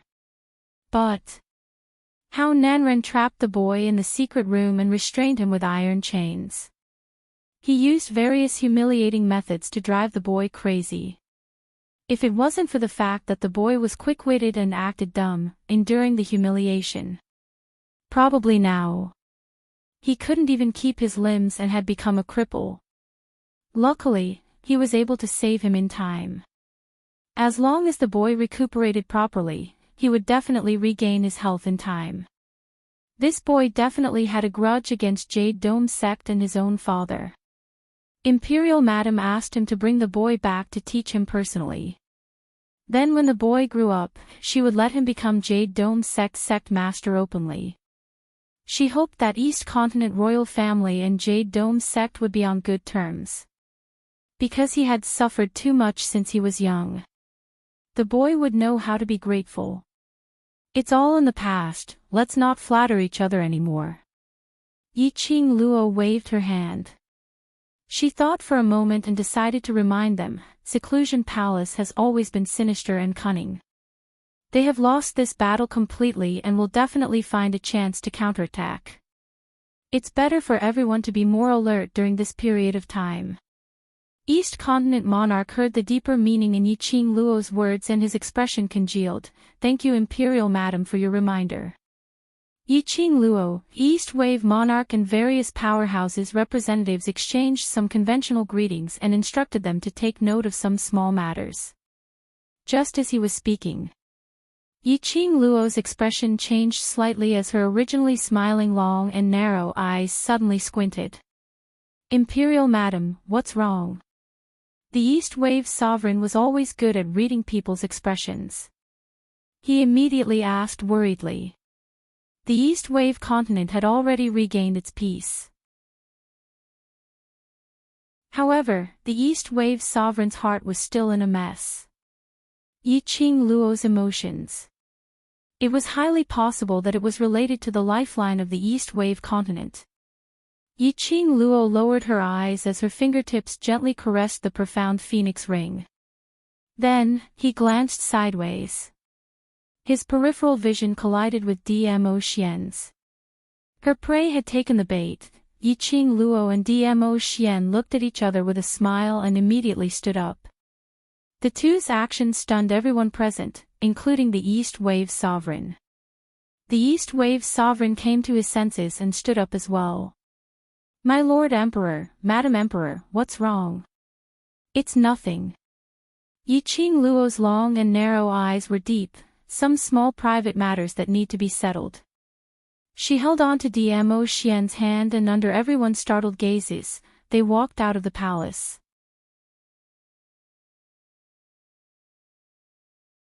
Chapter 33-42. Right, Jade Dome sect's young master, it's best that you bring him along and take care of him personally. As for the two people in the dungeon, I'll settle them. East Wave Monarch was a little dazed. He hadn't finished digesting the meaning of Yi Qing Luo's words. Why did she suddenly mention the successor of Jade Dome sect? And the two people in the dungeon, could it be that something had happened to the two people in the dungeon? East Wave Monarch was an intelligent man. No matter how many questions he had, he wouldn't voice them out now. He kept replying to Yi Qing Luo's instructions. Then he dismissed those powerhouses cultivators. He rushed to the palace of the successor of the Jade Dome sect. In the dungeon. When Yi Qing Luo and Dmo Xian appeared together, it caused a huge commotion. Yi Qing Luo raised her hand to stop the guards' enthusiasm. The two of them walked quickly into the dungeon and walked towards Hao Nanren's cell door. The guards opened the chains attentively. if Overlord and Imperial Madam want to interrogate the prisoner, just let us bring him over. Why did you come over personally? Yiqing Luo didn't say a word as she walked straight into the dungeon. Her gaze fell onto the corner. A man dressed in a prisoner's uniform curled up on the ground, as though he was in deep sleep. The guard said attentively, Imperial Madam, don't worry. Jade Dome sect master fell here after a bout of madness and hasn't moved at all. Hasn't moved. Yiqing Luo squinted her eyes slightly as she walked towards the person in the corner and stepped on him. The person in the corner still didn't move at all. The guard heard the heaviness in Yiqing Luo's tone and his heart trembled. The two guards swiftly walked forward as they squatted down and pried open the person in the corner. When her messy and dirty hair was lifted, she looked at him, revealing Hao Nanren's plump face. The guards heaved a sigh of relief. Luckily, he was still around. They hurriedly smiled at Yiqing Luo and were about to speak. But when the young lady saw Hao Nanren's face, her expression turned even gloomier. Her long and narrow eyes seemed to be filled with raging waves. Imperial Madam, is something wrong? The guard was shocked by this powerful aura as he felt a chill down his spine. Yiqing Luo kicked her feet as her round body turned. Look carefully. The guards suppressed their fear and stared at Hao Nanren carefully. One of the guards suddenly turned pale. He's dead. Right, dead. The rotund man lying on the ground was no longer breathing. The guard was stunned as he raised his head in puzzlement and looked at Yiqing Luo. He hoped that Yiqing Luo could give him an answer. Why did he suddenly? The sect master of the Jade Dome sect was dead. They had been guarding the entrance of the dungeon. How did the sect master of the Jade Dome sect die? Madam, I really don't know what's going on. The guards were so shocked that they fell to their knees. Yiqing Luo shifted her feet away from that corpse. She looked at Dmo Xian and curled her lips slightly. If we rush over now, will we be able to catch up to the most exciting part? Yes. Dmo Xian gazed deeply into her eyes. Yiqing Luo held on to Dmo Xian's arm and turned to look at the guards kneeling on the ground. You don't have to blame yourselves. This person is not Hao Nanren. Not sect leader Hao. The guards were stunned and stared at the corpse on the ground. This face, this figure, no matter how they looked, it looked like Hao Nanren. In this world, was there anyone who had the same figure as Hao Nanren?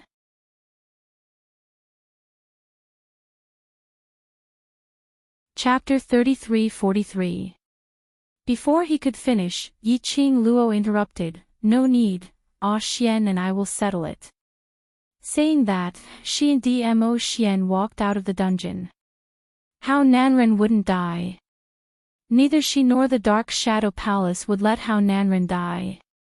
He's dead.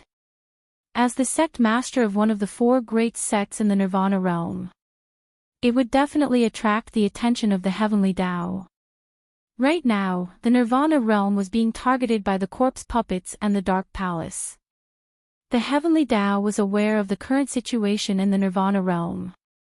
He would definitely intervene in this matter. How could the Palace of Darkness allow such a thing to happen? And the reason why she couldn't let Hao Nanren die, it was because if Hao Nanren died because of her, no matter what the reason was, the death of the sect master would be blamed on her. At that time, a lot of troublesome things would come one after another. In any case, they had been fighting in the Nirvana realm for such a long time. There was no response from the upper realm and the heavenly axiom. Rather than relying on the heavenly Tao, it was better to rely on oneself. Therefore, she did something to Hao Nanren's body very quickly. It was also commonly known as recycling. While the East Billow Sovereign was imprisoning Hao Nanren in the dungeon, based on his experience fighting against the Palace of Darkness for such a long time, Yiqing Luo had long guessed that over at secluded Darkness Palace's side, they would definitely repeat the same old trick, starting from the enemies around her. The enemy of my enemy is my friend. The Dark Ghost Palace made use of this to their advantage. So Yiqing Luo might as well beat him at his own game. The Palace of Darkness wanted to use Hao Nanren's hatred to distract them and attract everyone's attention. Then, she would use Hao Nanren as bait to lure out the people behind the Palace of Darkness. Although Yiqing Luo wasn't sure. The person who came to help Hao Nanren would be the person behind the scenes of the Dark Palace. But one thing was certain. This person definitely had an important position in the Dark Nether Palace. As long as he followed this clue and caught the person behind the scenes of the Dark Palace, he would be able to do so. All the future that the gloomy palace had imagined would be for naught. She had sealed most of Hao Nanren's meridians with needles. The current Hao Nanren probably couldn't even defeat a low-level profound practitioner. In addition, in Hao Nanren's body, she placed a goo worm that Miao Yi had given her. According to the Mother Goo's reaction, Yiqing Luo was able to differentiate Hao Nanren's position very quickly. Everything was indeed as Yiqing Luo had planned. Following the Mother Goo's response, Yiqing Luo and Dmo Xian quickly arrived at a place outside of East Continent's borders. This was a huge palace built of green bricks that seemed to have existed for a very long time. An extremely dense yin qi floated above the palace. Yiqing Luo's slender brows creased slightly. This place, why does it look so strange? Why don't I remember there being such a palace at the border of the East Wave continent? In the past, there really wasn't. Dmo Xian caressed her fine black hair. There was none in the past, but now there was. Who could build such a palace in such a short period of time? Moreover, this palace looked extremely old. How could he not see that it was a newly built palace? Hao Nanren is in the palace. Could it be that this palace is an illusion created by the Palace of Darkness? Yiqing Luo asked shamelessly.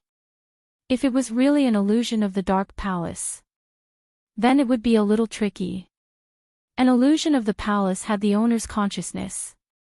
If she and Dmo Xian were to get so close to each other.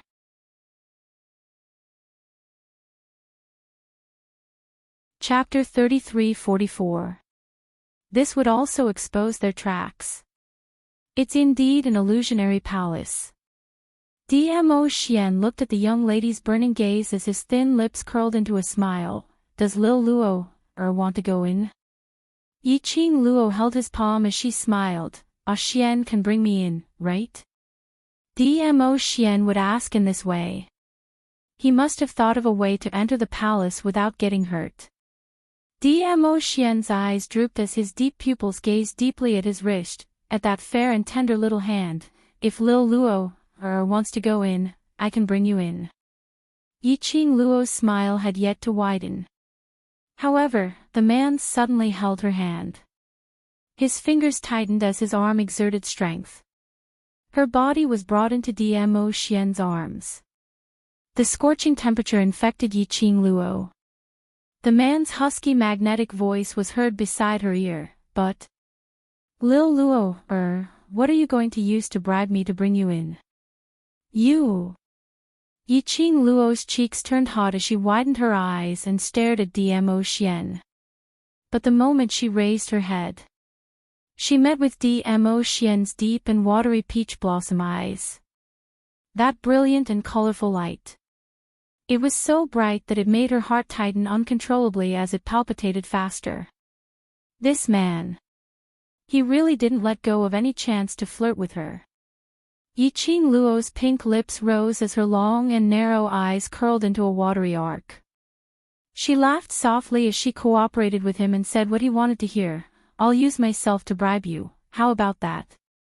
Dmo Xian's eyes were filled with smiles as his palm held the back of the young lady's head as he suddenly bent down and kissed her lips. It was just a very light kiss before he left her lips. Let's collect the interest first. He laughed lightly as he released the back of her head and held her little hand in his large palm. Let's go. Yiqing Luo regained her senses from the beauty. She actually. actually stood in the palace. What the heck? Wasn't she just standing outside the palace? Why did she come in? Could it be earlier when Dmo Xian was kissing her, brought her into the palace? Did he need to be so mysterious? Looking at the young lady's shocked face and staring at him with a helpless look, the expression on Dmo Xian's face turned warmer. The depths of his eyes were also tainted with a bit of doting and tenderness. Let's go find Hao Nanren. To be able to make such a big scene in the palace, I think, that person must be the palace master of Gloomy Palace. Yiqing Luo pulled Dmo Xian's arm and spread out the mother beast in her hands, following the mother beast's reaction, searching for Hao Nanren's direction.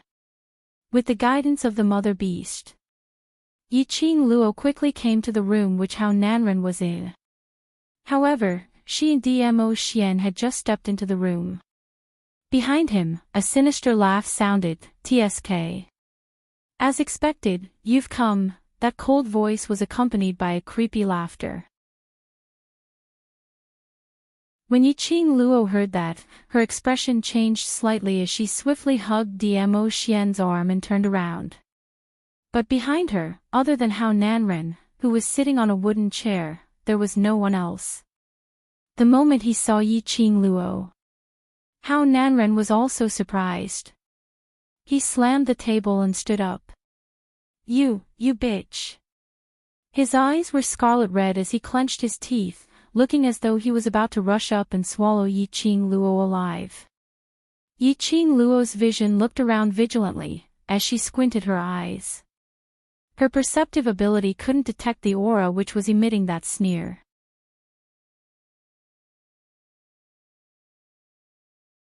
Chapter 33-45. Dmo Xian held her hand and squeezed it. This action replaced his reply. Yiqing Luo's eyelashes trembled slightly. Dmo Xian's meaning was, there was indeed a fourth person other than Hao Nanren. Yiqing Luo's heart suddenly constricted. She had already advanced to Sky Profound 4th grade. She couldn't sense the presence of the fourth person. It showed how powerful that person was. "You slut. How did you know that I'm here?" Hao Nanren bellowed in exasperation, "And what on earth did you do to me? Why is it that I have no way to utilize the profound energy in my profound jade heart? Are you the one who did it?" Hao Nanren howled hysterically. It didn't even attract Dmo Xian and Yiqing Luo's gazes onto him.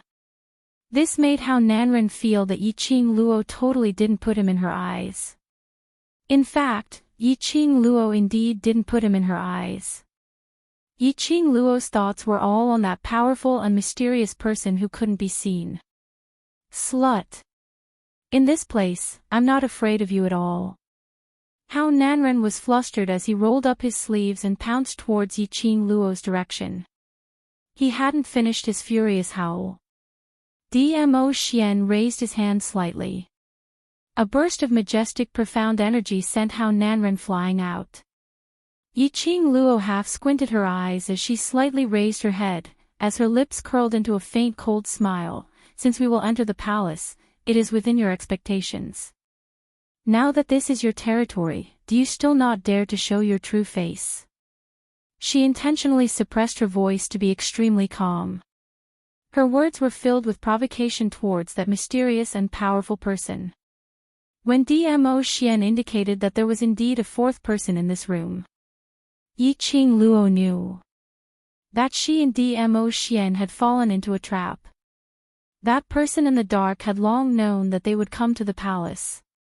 Or rather, just as she intended to make use of Hao Nanren to beat him at his own game, to use him as bait to attract the mastermind of Secluded Palace. The person in the dark also beat them at their own game, using Hao Nanren as the bait to lure them. Whereas she and Dmo Xian had changed from the hunter to the prey. That person lured her and Dmo Xian into this palace. Definitely. He already had a way to deal with her and Dmo Xian. The current situation It was unrealistic for them to leave this palace. He might as well take the initiative to attack. First, he had to figure out who this mysterious and powerful person was, hearing Yi Qing Luo's words. How Nanren's angry face froze. Little bitch, what do you mean by that? What do you mean that it was within expectations that you would find me? Finally, Yi Qing Luo shifted her gaze onto Hao Nanren. The smile in her eyes was tinged with sympathy and pity. You actually don't know. But that's true. With the intelligence of the Jade Dome sect leader, even if he was sold, he would still happily count the money for the other party. What did you say? Hao Nanren's expression darkened. Isn't that simple? You are nothing more than bait that he used to lure me out. Yi Qing Luo's lips twitched in ridicule. Don't tell me, you really think that secluded palace's people will save a useless trash like you? Little bitch. Don't even think of instigating this sect leader.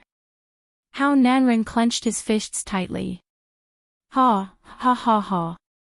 That sinister laughter rang once again.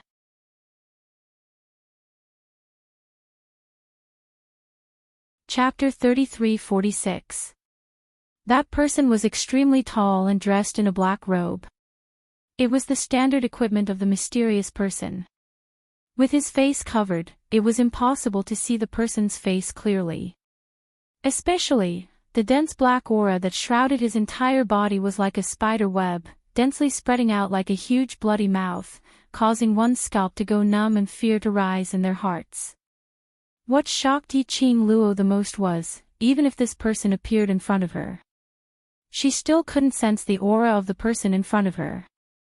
Yi Qing Luo's expression congealed slightly, as her slender fair fingers subconsciously held Dmo Xian's hand tightly. The man stretched out his arm and pulled her into his embrace. The warm scent of sandalwood permeated her entire body. Dmo Xian gently circled the young lady's petite body, as if the other party had scared the person in his heart. His pair of shimmering peach blossom eyes instantly shot out coldness, like frost cutting through bones. He looked at that person, Palace Master of the Palace of Gloomy Shadows. The man chuckled. His cold voice, which had been deliberately altered, sounded a little creepy. Your Majesty. I trust you have been well since we last met. This was also tacitly agreeing to Dmo Xian's question. Palace Master of the Netherworld Palace. As expected, the Palace Master of the secluded palace had come personally. Yi Qing Luo narrowed her long and narrow eyes as she sized that person up. You. What's your motive for luring us to the palace that you've created? Weren't you the one who used this trash as bait to lure this empress into taking the bait? The Palace Master of the Netherworld Palace chuckled. Her sharp voice was strangely hoarse. As you wish, I have appeared in front of you. Why, don't you feel happy? Hao Nanren, who was labeled as trash, was speechless. Even now, he still did not know what exactly had happened. Yi Qing Luo pursed her lips. If everything went according to her plan, she would be the hunter, using Hao Nanren as the bait to lure out the Palace Master of the Netherworld Palace. Of course she was happy. But now, the situation was obviously different. She fell into someone's trap and became the other party's prey. Could she be happy? Who knew what kind of trap was laid in this palace, waiting for her and Dmo Xian to jump into the pit? The other party obviously knew that Dmo Xian was by her side. Furthermore, she had used Hao Nanren as bait and Dmo Xian would definitely be by her side. He even dared to play such a trick. Obviously, he had no fear towards Dmo Xian.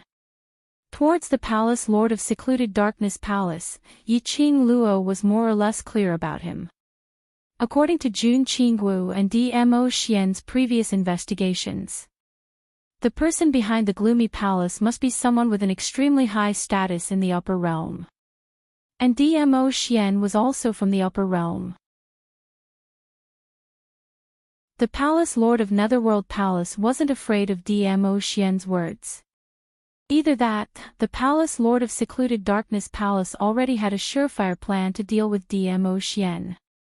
Or, the Palace Lord of the Netherworld Palace and Dmo Xian's status were on par. Therefore, he wasn't afraid of facing him. This thought made Yiqing Luo's expression suddenly dimmed. Little Luo, The man beside her gently called her name.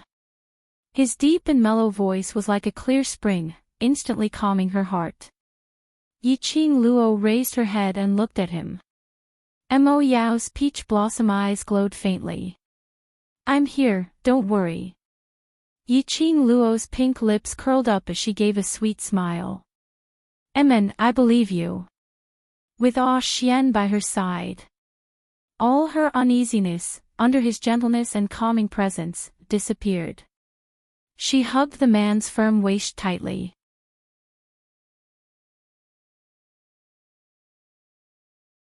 Chapter 33-47.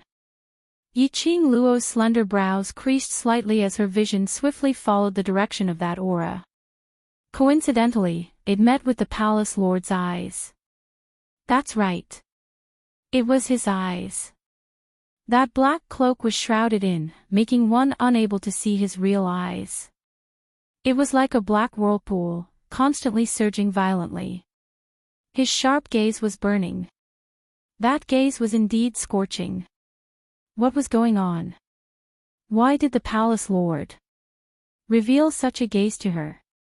Just like, what evil deeds had she done to let him down? But the Palace Lord didn't give her a chance to think deeply. The Palace Lord's eyes were once again shrouded in the cloak. Miss Yi. The Palace Mistress of Ethereal Palace deliberated over Yiqing Luo's form of address, as she gave a low chuckle. I heard that Miss Yi is exceptionally intelligent. This palace would like to hear. Miss Yi, what is this palace's motive? Yiqing Luo's slender brows creased even tighter. The Palace Lord continued to smile. If you guessed correctly, I will let you leave. How about that? The Lord of Abyss Palace's vision was fixed on Yiqing Luo. This gaze made Yiqing Luo feel uncomfortable all over. This Palace Lord. What on earth did he want to do? Why? Did she feel that his gaze had a strange feeling? Like familiarity? Like resentment? Or like he was extremely displeased with her actions? All sorts of complicated emotions made Yiqing Luo slightly puzzled.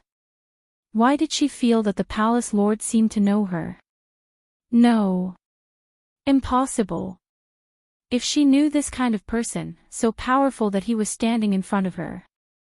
If she couldn't sense such a powerful figure. It was impossible that she didn't know him. Her waist was suddenly held by a strong and powerful arm.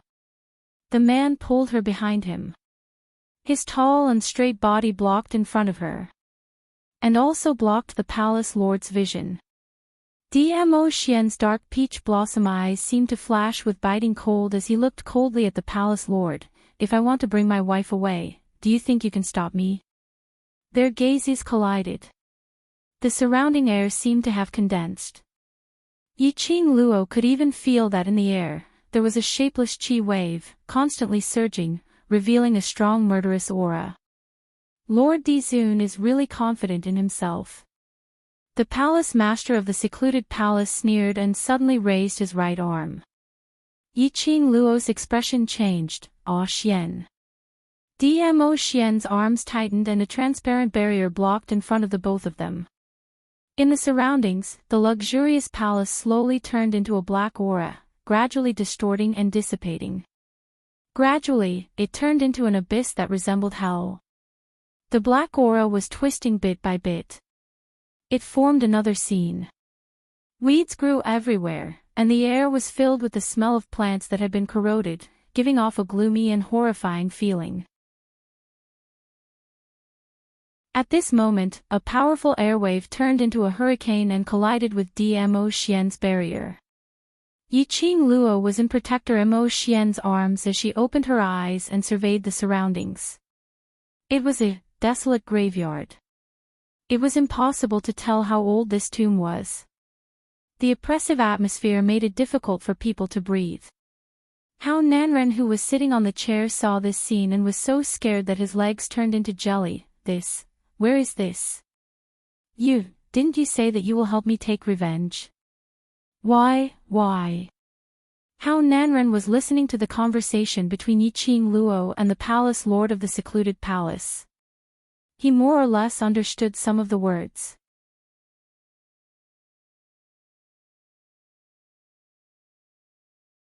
Chapter 33-48.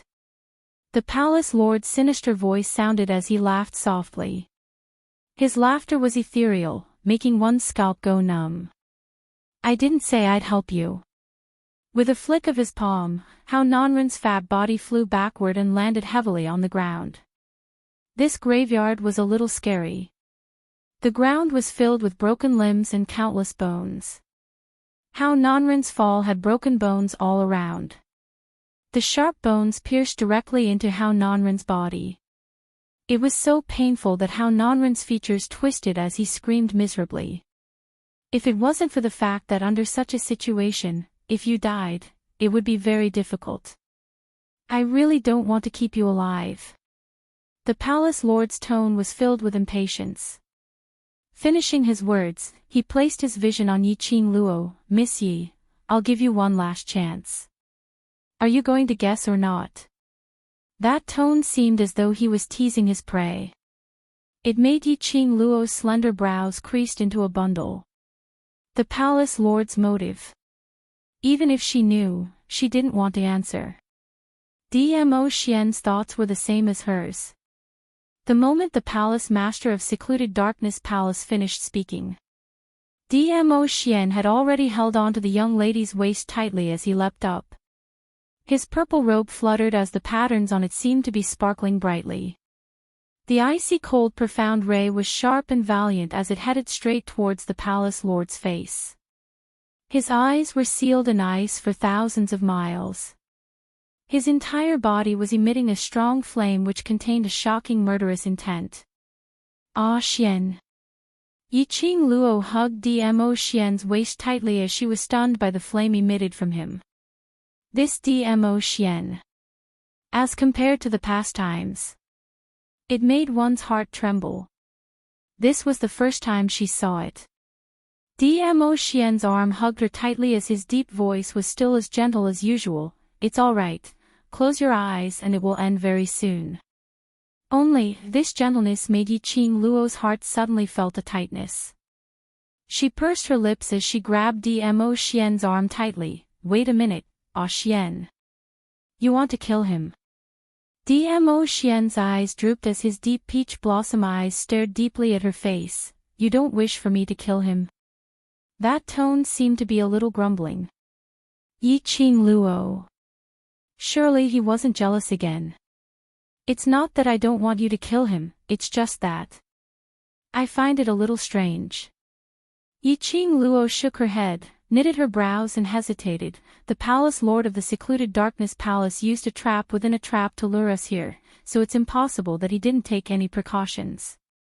I know Ah Xian, you're very strong, but the other party is also from the upper realm. I'm worried that he might have some conspiracy against you. Behind him, the sneer of the palace master of the Netherworld Palace could be heard. Apparently, he had heard Yiqing Luo's words. Miss Yi is indeed smart. Indeed, I couldn't have lured you all here so simply. Yiqing Tang said. The palace master of the Netherworld Palace's voice was cold and sinister. Even though he was covered in a black cloak, Yiqing Luo could feel that under that cloak, there was an eerie and sinister aura. Unfortunately, I discovered it too late. The palace lord of Netherworld Palace sneered in disdain as his cold eyes looked at Dmo Xian, who had stopped his attack because of the young lady's obstruction. So what if they found out? Ever since Dmo Xian made his move, Dmo Xian had already fallen into his trap. The palace lord of the Netherworld Palace's words made Yiqing Luo's expression congealed as her heart thumped. What did he mean by this? The next moment, the palace lord of the Netherworld Palace gave her the answer. She saw the palace lord of the Netherworld Palace giving a cold laugh as he waved his black robe, following the movement of a burst of black qi. Caw.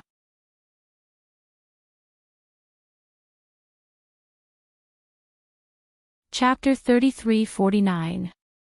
This voice made Yiqing Luo stun slightly. She swiftly turned her head around and looked behind her. She saw the black qi curling up in the tomb behind her. Unknowingly a huge crack had appeared. Ah Xian. Yiqing Luo's pupils contracted and her heart sank as she hugged Dmo Xian's waist tightly.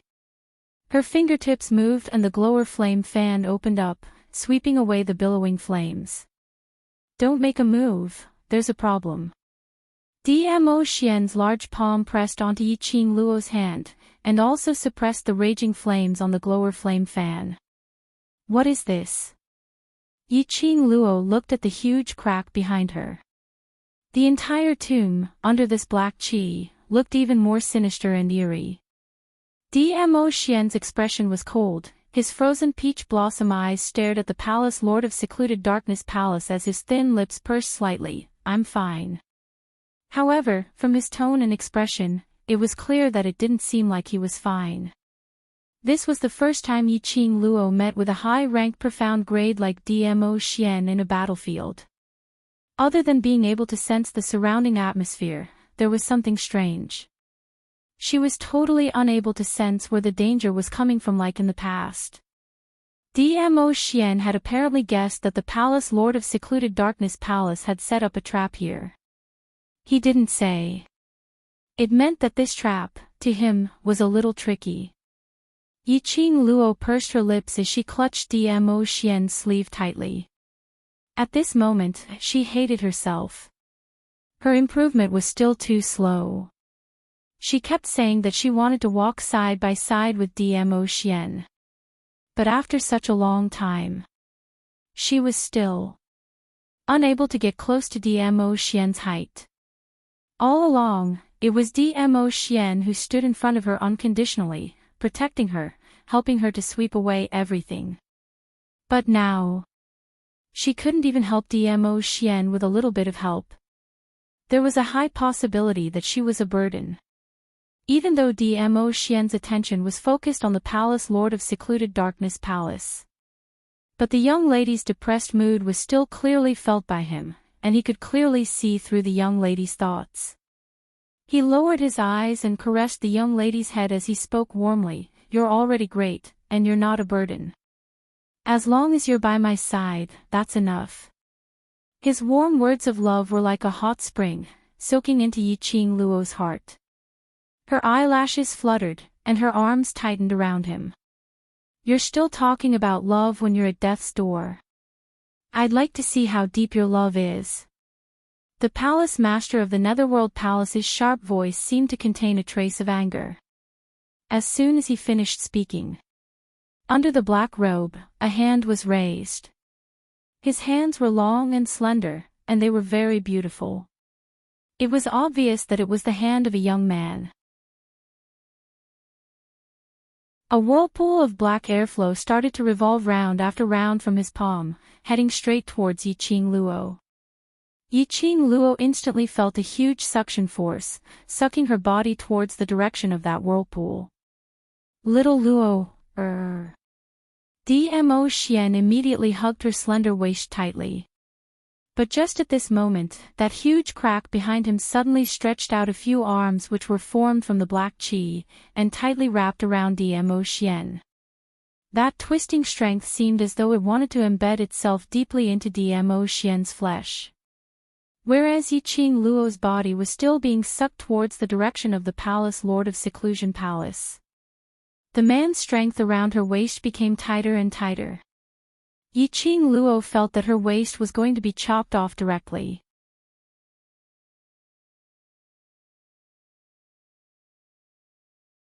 Chapter 33:50.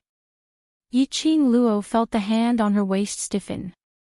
Following that, she heard that sinister laughter continuing. This palace doesn't know how to have tender and protective feelings for the fairer sex. Such a beautiful little beauty, if she were to be split into two. I wonder if she can still maintain her beauty. Yiqing Luo understood the meaning in his words as she endured that tearing suction force and stretched out both hands with difficulty, grabbing tightly onto Dmo Xian's arm. Ah Xian, don't listen. The hand on her waist slowly loosened. Yiqing Luo frantically tried to grab his arm. But Dmo Xian avoided it. Ah Xian.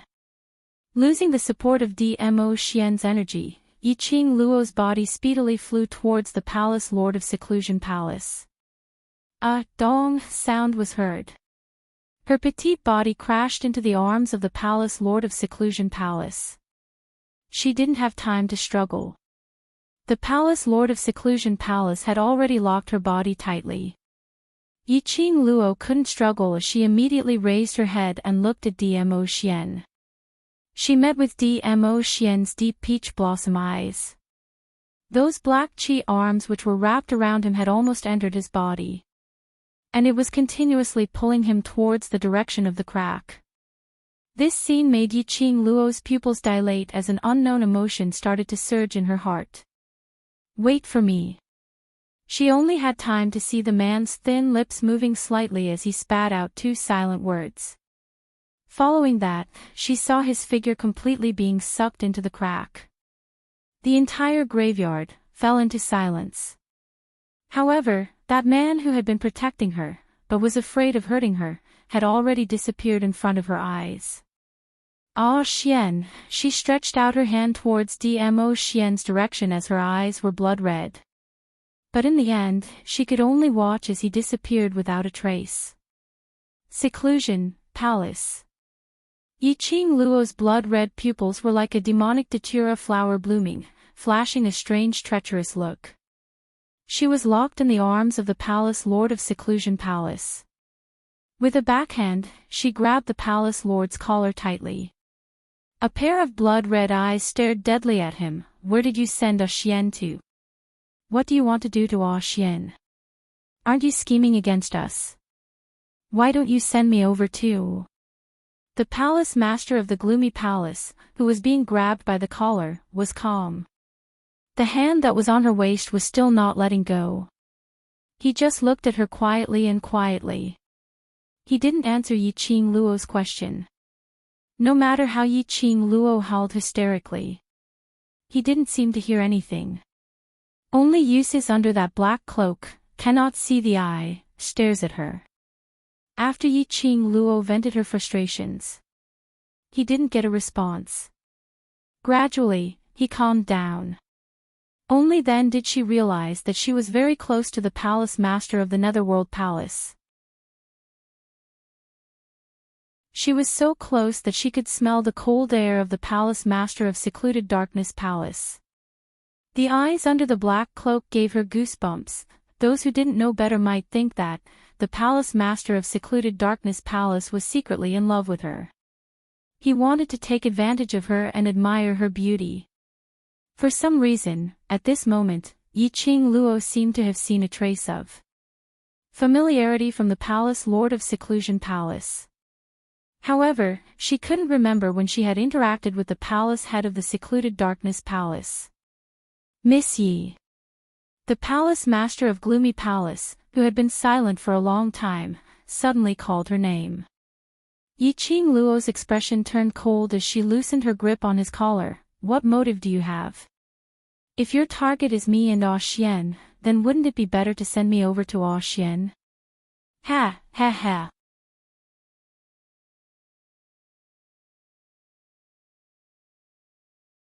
Chapter 33:51. Who said my target is you and the Overlord? The minute the Palace Lord said that, Yiqing Luo's expression turned cold. Her brows creased as her eyes were filled with doubt. The Palace Lord suddenly increased the strength in his arms, pulling the young lady's petite body closer into his arms. Looks like Miss Yi is unable to guess my intention. In this way, you are destined to stay by my side. The unfamiliar male breath made Yiqing Luo's expression turned extremely ugly. She struggled to break free from the palace lord's restraint. Her face was filled with disgust. Don't say it as though you have some improper thoughts towards me. Aren't you afraid of losing your palace lord's face by saying it so ambiguously? The palace lord didn't continue to hug her, allowing her to break free.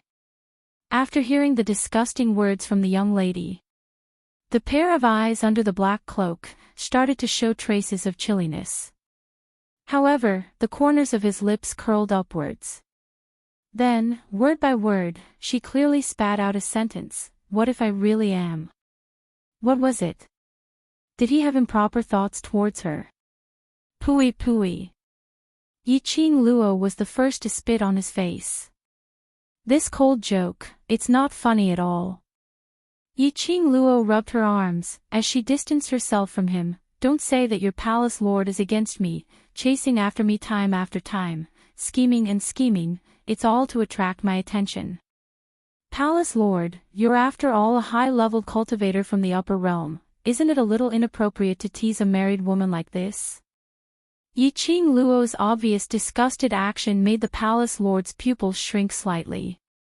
The hands under the black robe, clenched into fists, tightened a little. A married woman. He gave a low laugh, disdainfully. You and him don't seem to be married. Sooner or later. Yiqing Luo replied decisively. So, where on earth did you send a Xian to? The palace master of the Netherworld Palace lowered her head. The slender figure shrouded in the black cloak revealed a sense of loneliness and desolation. Yiqing Luo didn't know why, from him, she could see this kind of emotion. But this had nothing to do with her. She and the palace lord were originally enemies. The path they chose was different. The final outcome was bound to be a battle to the death. Suddenly, the palace master of the Netherworld Palace stumbled on the spot. He raised his hand under the black robe and pressed it against his head.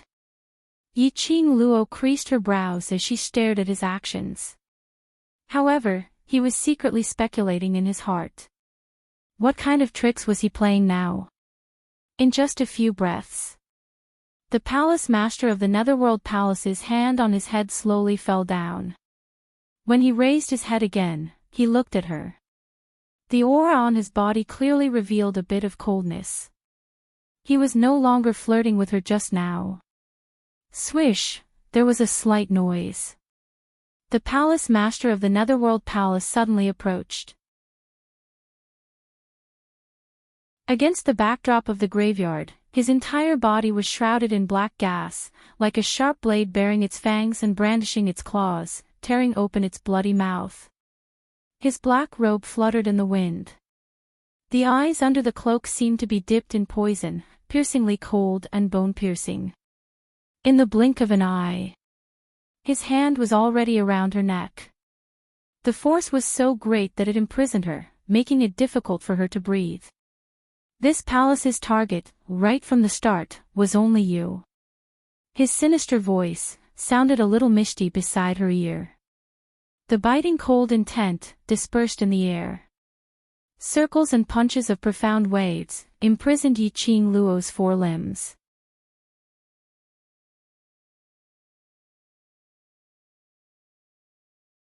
Chapter 3352. The secluded palace's target was her.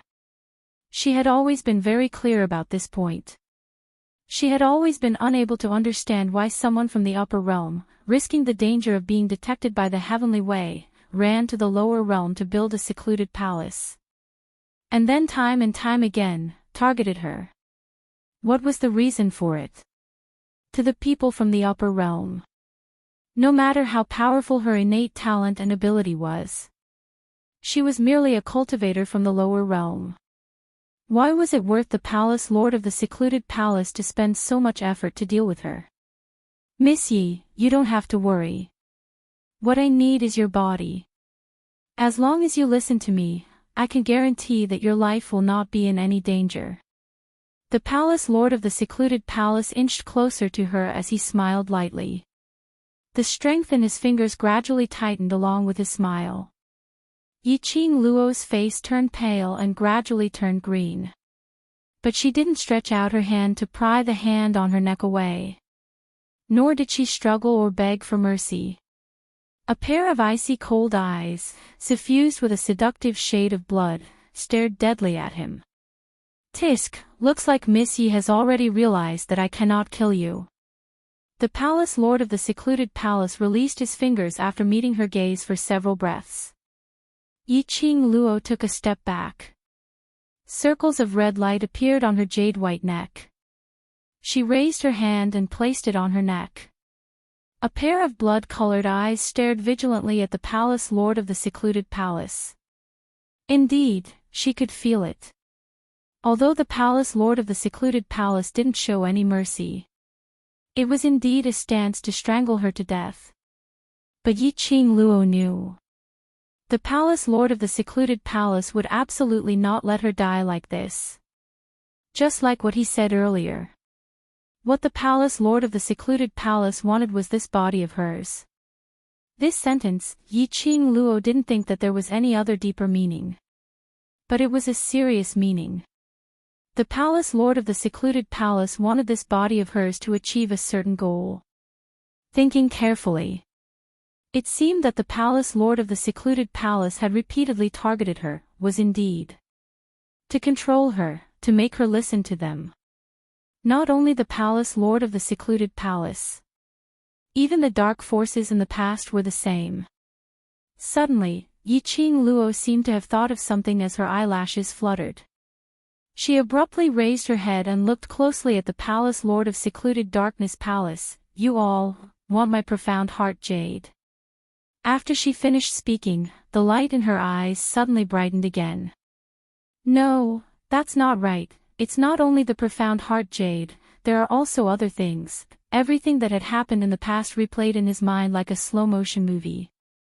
Previously, the Dark King of the Dark Forces tried every possible way to snatch away the profound heart jade in my body. After that, the dark forces were taken away by your secluded darkness palace. You must have already known that my profound heart jade isn't simple. What you want is my profound heart jade, and this vessel that can hold the divine phoenix profound heart jade. You even joined forces with Godless Island. Previously, you sent Wu Sansha to snatch the profound phoenix ring. I'm afraid your goal is the same as the dark organizations. That's why the remnants of the dark organization are willing to be your lackeys. That's right, their goal was the same. It was all for the so-called tomb of the Divine Emperor. It was all for the so-called Divine Phoenix Profound Heart Jade. To find the tomb of the Divine Emperor, awaken the Emperor of the Divine Emperor, and obtain the Divine Phoenix's inheritance. This was the original motive of the Dark Forces. The motive of the Palace Lord of the Secluded Darkness should be the same.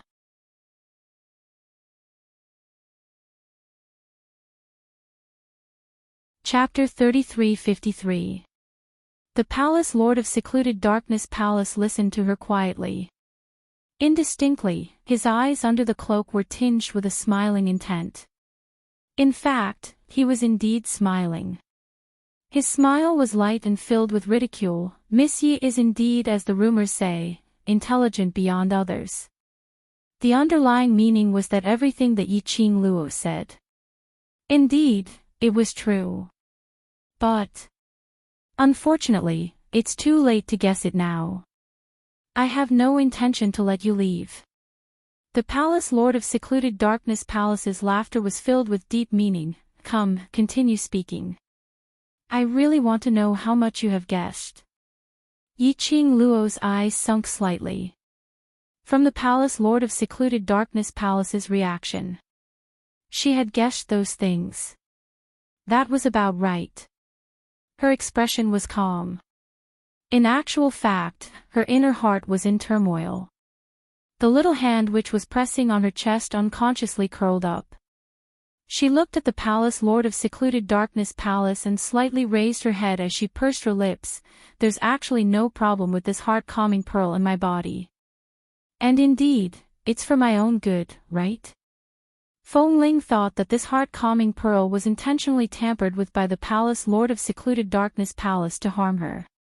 But in actual fact, the Palace Lord of Secluded Darkness Palace had intentionally made use of Feng Ling to pass the heart-calming pearl into her hands.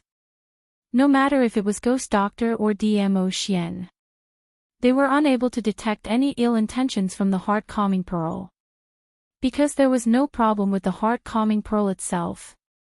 The reason was, her body was the vessel which contained the Divine Phoenix Profound Heart Jade.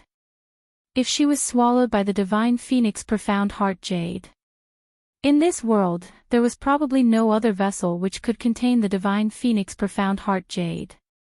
In case anything happened to the Divine Phoenix Profound Heart Jade. That was why the Palace Lord of Secluded Darkness Palace intentionally made Feng Ling send the heart-calming pearl to her side. It was to stabilize the Divine Phoenix Profound Heart Jade. But there seems to be one point: you and the dark forces are different. Yi Qing Luo spoke again. The dark forces want my Profound Heart Jade to locate the vast water god relic and open the god emperor's tomb. But your Palace Lord of Secluded Darkness Palace wants my Profound Heart Jade, it seems, not only to open the god emperor's tomb. The Palace Master of the Secluded Palace smiled. Then, what do you think I'm doing this for? This represented that Yi Qing Luo's deduction was correct once again. Yi Qing Luo's eyes sunk a few more degrees. You want to obtain the Divine Phoenix Profound Heart Jade, borrow this body of mine, and seize the Profound Heart Jade at the most appropriate and suitable time. Ha! Ha ha ha! The Palace Master of the Netherworld Palace couldn't help but laugh out loud. He laughed heartily. Indeed smart. Ha ha ha, what you said is correct. The Palace Master of Dark Shadow Palace admitted very decisively, but you guessed one thing wrong. What Dark Shadow Palace wants is not only your Profound Heart Jade, they also want you as a person. Yi Qing Luo's eyes were half narrowed, but she didn't open her mouth to ask further, quietly waiting for him to continue. Sure enough, the Palace Master of the Secluded Palace didn't keep him in suspense. He smiled and said, do you really think you're just a lowly mortal from a lowly world? To be able to possess the Divine Phoenix Profound Heart Jade that even the three realms of heaven, earth, and divine want to obtain, is he really just an ordinary person? No. Yi Qing Luo, you are not ordinary. Not only is he extraordinary, but he is also a genius that even the people of the upper realm are jealous of.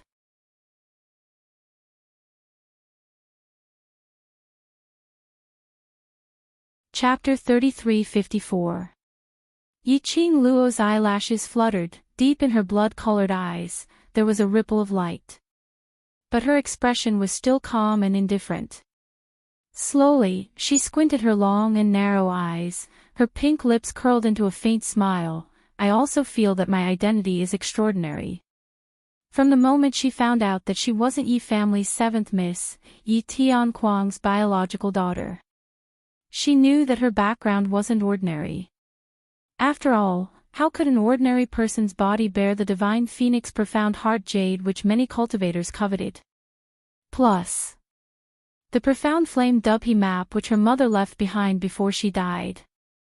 That map was mysterious and complicated. Even when DMO Xian came to the upper realm, one of his goals was the Profound Flame Dubhe map. That showed how mysterious the Dubhe map was. And that time when the Baiming clan died to save Yi Fengru, the one which was left behind had something about her biological father. That box. A box which hid a powerful force. She didn't even dare to open the box. It was enough to show that her parents were extraordinary. She was the daughter of extraordinary parents. How could she be ordinary? But she didn't expect that the Secluded Palace not only wanted her Divine Phoenix Profound Heart Jade, but also wanted to corrode her body, to turn her body into a puppet. The glint in Yi Qing Luo's eyes flashed brightly. She crossed her arms and looked at the Palace Lord of Secluded Palace calmly. Looks like you seem to know my identity, why don't you tell me, how arrogant is my identity? The palace lord of secluded palace thought that after he said that, Yi Qing Luo would be shocked, would resist and would go crazy. After all, no one was willing to become a puppet. A puppet which would be used by others in the future. But he didn't expect Yi Qing Luo's reaction to be so calm. So calm that she didn't believe that he had the ability to make her his puppet. Listening to Yi Qing Luo's casual question, the eyes of the palace master of the Netherworld Palace darkened. There was a hint of mysteriousness in his tone. So what if I know your identity? Don't tell me, you think you still have a chance to go to the upper realm and restore your identity? Yi Qing Luo smiled. To put it bluntly, you don't know anything about my identity. The palace lord of secluded palace choked and his body stiffened, not saying a word. Yi Qing Luo smiled again. There was a hint of malice in her eyes. She narrowed her eyes and looked at him with interest. Word by word, she said something that shocked him again. Palace Master of the Dark Abyss Palace. No, more accurately, I should call you, the Palace Master of the Dark Abyss Palace on the surface. The Palace Master of the Netherworld Palace shuddered. What do you mean? You're not the Palace Master of the Netherworld Palace. Yi Qing Luo's smile remained unchanged as her tone was firm. No, I can't say that you're not, I can only say, you're just the palace mistress that was pushed out on the surface, and there's someone else behind the scenes. The palace master of the Netherworld Palace was silent for a long while before she said, I have concealed it very well. How did you see through it? His voice was still a little hoarse. Yi Qing Luo smiled, imposing manner, and the feeling between words. Do you think that I'm not strong enough to be the palace master of the secluded palace? He laughed in anger. Yi Qing Luo raised her brows. You're very strong and imposing. But, you're not the real palace master of the Netherworld Palace. Palace master of the Netherworld Palace. Since his imposing manner was very strong, then which part had gone wrong? He had forgotten to tell his babies that Master Mo had taken part in a QQ reading activity. From tomorrow onwards, which was on the 4/1, he needed his babies to leave a message in the book comment section and interact with Master Mo. Master Mo would reply to all of them. Master Mo's post in the book comment section, hoping for your likes and replies. And for the QQ reading activity, Great God said, Master Mo would adjust it to 10 book currency per question. The mission requirement was to raise a total of 20. Great God said that his babies could come forward to ask questions.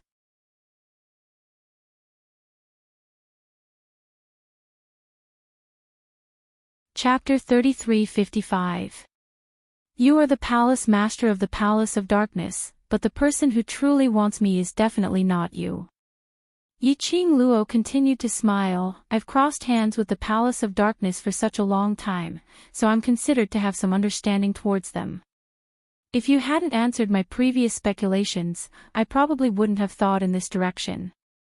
Because the person who truly wants this body of mine, the person who wants the divine phoenix profound heart jade, will not answer my questions, nor will he tell me more. Because that person knew very well that if he said too much, it would make me suspicious. Once I became suspicious, your goal and plan would very likely fail. She chuckled, and a chill spread from the depths of her charming eyes. I don't think that you went through so much trouble to separate Ah Xian from me just to discuss things about me with me. The palace master of the Netherworld Palace was silent for a long time. The eyes under the black cloak were also filled with ice. He smiled as well. As expected of Miss Yi. No wonder the dark forces were defeated by you. The elite troops of the Palace of Gloomy Shadows couldn't do anything to you. He slowly stepped forward. He walked towards Yi Qing Luo. The yin qi in the graveyard was chilling. As he walked, the black gas shrouding his body floated. It made him seem even more treacherous and terrifying. Yi Qing Luo did not hide. Until he walked in front of her. Yiqing Luo then slowly raised her head and met his gaze. His face was calm, and his eyes were as calm as still water. He stretched out his hand, wanting to touch Yiqing Luo's face. The girl, who had been standing still all this time, turned her head slightly. "You can talk, but don't touch me. I'm a married woman." She did not know which of her words had struck him. The palace master of the Netherworld Palace's fingers suddenly exerted force and forcibly grabbed her chin. Under the cloak, one could vaguely feel his ruthless gaze. "Yiqing Luo, I admit that you're very smart, but you've probably forgotten that even if there's someone behind me, I am indeed the mistress of Secluded Darkness Palace." He closed in through the cloak. His breath splashed onto Yiqing Luo's face.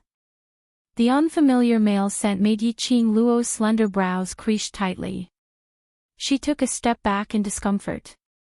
Her chin was tightly gripped by his hand. "In the end, you still belong to me," his hoarse and shrill voice carried a hint of madness. Yiqing Luo's heart suddenly trembled. Why did these words sound a little weird? Could the palace master of the Secluded Darkness Palace really be interested in her? She raised her hand, trying to pry his hand away. However, he suddenly withdrew his hand, and even his body took a few steps back. He pulled a distance away from Yiqing Luo. That hand which was originally pinching Yiqing Luo's chin was pressed tightly on her head. "What I mean is that you belong to me, as my vessel." His voice was somewhat breathless, as if he was suppressing something. She looked at his state. Yiqing Luo smiled bluntly. She raised her lips and smiled wickedly. "Looks like you're just being controlled by others." Once his actions went beyond what a palace master of the Secluded Darkness Palace should do. The real mastermind behind the scenes.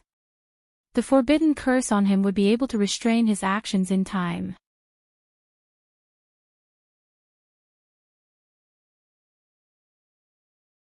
Chapter 3356. The palace master of Netherworld Palace, although she couldn't see his expression. But Yiqing Luo sensed his gaze from him. All of them revealed the same message: "Are you a little stupid? Was there such a person who would steal someone else's corners so openly? How much confidence did she have that she could pry him away?" Yiqing Luo smiled. She didn't really want the palace master of Secluded Darkness Palace to betray them. He knew so much about the Palace of Gloomy Darkness. Her identity was the palace master of the Dark Palace on the surface. How could he bear to leave the Palace of Darkness? Moreover, she had no way of knowing the relationship between the palace master of Darkness Palace on the surface and the person behind Darkness Palace. They did not expect him to betray them at all. His words were just a test. He wanted to test if the real mastermind was here. However, from the performance of the palace master of the Netherworld Palace, that person, he shouldn't be here. Although the person in front of him wasn't the real palace master of the Secluded Darkness Palace. However, his strength was also above hers.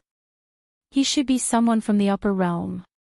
She might not even be able to handle him, not to mention the person behind the scenes. He knew that the real mastermind was not here. Yiqing Luo could rest assured and find a breakthrough point for him to get Dmo Xian back. Or send her to Dmo Xian. Yiqing Luo believed that with Dmo Xian's strength, he would not be trapped. But it was obvious that the other party had purposely set a trap for Dmo Xian. She would still worry and be afraid. At least, she had to be safe and sound until Dmo Xian returned. Yiqing Luo took a deep breath, trying her best to make her expression look calm and indifferent. However, before she could open her mouth again, intending to get more information about the Dark Nether Palace from him, suddenly, he felt a cold breeze on his cheek. Yiqing Luo seemed to have a reflex reaction as she evaded the attack and the palm wind fell downwards. "Bitch! I want you dead!" How Nanren's hysterical roar came into her ears. At the moment when Yi Qing Luo's palm wind descended, he didn't evade at all. Instead, he faced Yi Qing Luo's palm wind and pressed forward. Hao Nanren's profound grade was sealed by Yi Qing Luo's pills. All that was left was brute force. At some point in time, a dagger had appeared in his hand. Facing Yi Qing Luo's palm wind, the dagger in his hand stabbed fiercely towards Yi Qing Luo's body. Yi Qing Luo retaliated out of reflex. With how much Hao Nanren cherished his life, he would definitely avoid it. She had never expected that Hao Nanren would disregard everything and try to kill her. The palm hit Hao Nanren's chest. But the dagger in his hand also stabbed towards Yi Qing Luo's body. Yi Qing Luo had not expected this. When the dagger fell, it was also too late to dodge. Damn it! Suddenly, he heard a low reprimand. She felt her body lighten. She was pulled back a little. The pain that he had imagined did not fall. After Yi Qing Luo steadied herself, she raised her eyes to take a look. Immediately, he was stunned on the spot. In front of her was the palace master of the Dark Abyss Palace, who was dressed in a black robe and whose face couldn't be seen. His hand was gripping the dagger with his bare hand. The sharp edge of the blade cut his palm. Blood oozed out. And that Hao Nanren, who was about 200 over kilograms, was also sent flying. You! Yi Qing Luo pursed her lips as her thoughts ran wild. The words that were in her mouth couldn't come out. What on earth was going on? Had this world become a fantasy? Why? Would the palace master of the Dark Abyss Palace block this dagger for her with his bare hand? Master Mo is taking part in the QQ Readings April Book Comments section activity.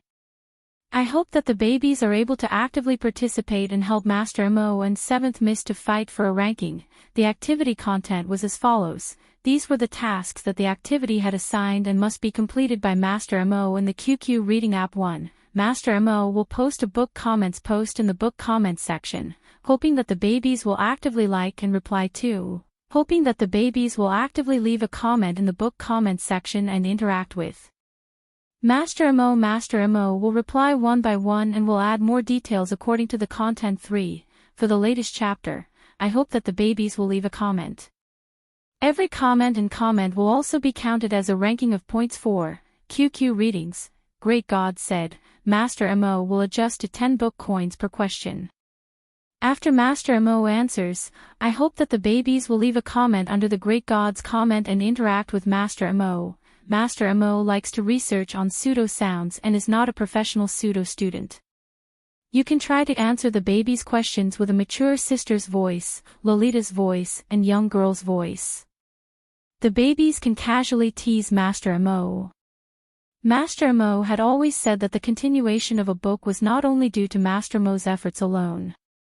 Along the way, the babies' support and love were indispensable in this activity, not to mention the top 10 or top 3. As long as we are not at the bottom, we will not let down your support and love for 7th Miss, and will not let you down. That is enough. No matter what the result is, this is a glory that belongs to all of us.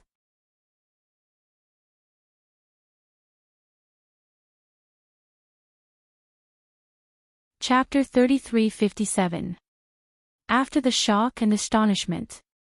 Yi Qing Luo reflexively congealed her expression as she looked at the palace lord alertly and asked coldly, What tricks are you trying to play now?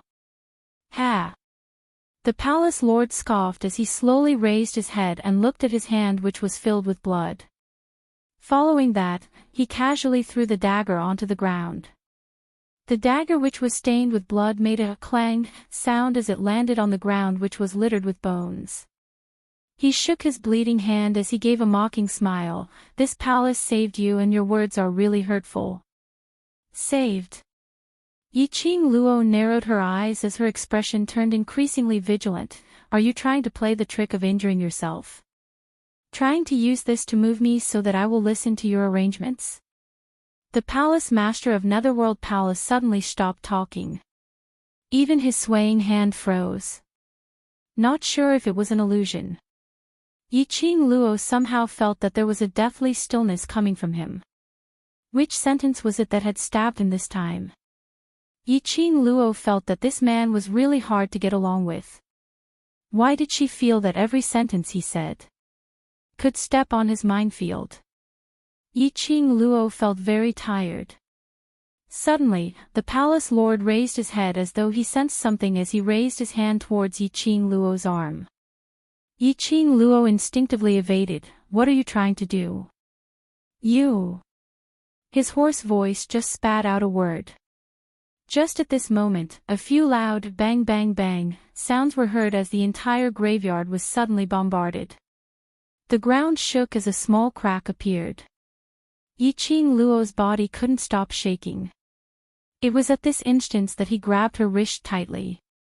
Yiqing Luo didn't manage to shake it off in time. Her body suddenly tightened. The palace lord pulled her along as he sprinted madly towards another direction. His other hand, which was still dripping blood, hung by the side of his body. Blood flowed as it dripped onto the ground. What are you going to do? Yiqing Luo hadn't figured out where did that explosion sound came from as she was pulled along by him as they ran with all their might. She panted lightly as she spat out 3 words. She could feel a strong, vast, and majestic dark force eroding the entire graveyard. It made her feel a suffocating feeling. What was this energy? What was going on? Damn it! Too late. He could vaguely hear the hoarse voice of the palace master of the Netherworld Palace reprimanding him. Then, halted by his sudden movement, she bumped into his broad, hard back. Her entire face was smashed into his back. Yiqing Luo didn't have the chance to rebuke.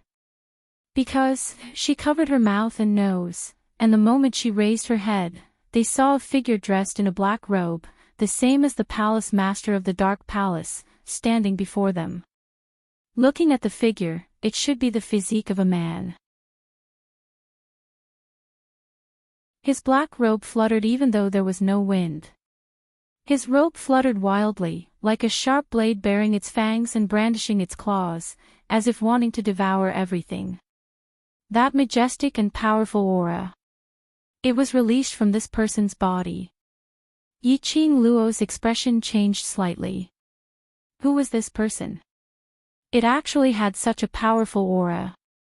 Furthermore, this person's strength was definitely on par with the palace master of Gloomy Palace. She could not sense the aura of the palace master of the Nether Palace. That was because the palace master of Gloomy Palace had purposely concealed his aura. However, the person in front of him was different. That unbridled and arrogant arrogance. Majestic and powerful, boundless and boundless. It was just this pressure.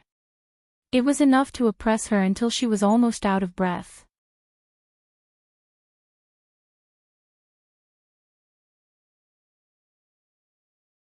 Chapter 33:58.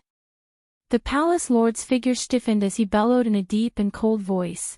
The overlord has already followed the original plan and entered the dark array. How did I spoil it?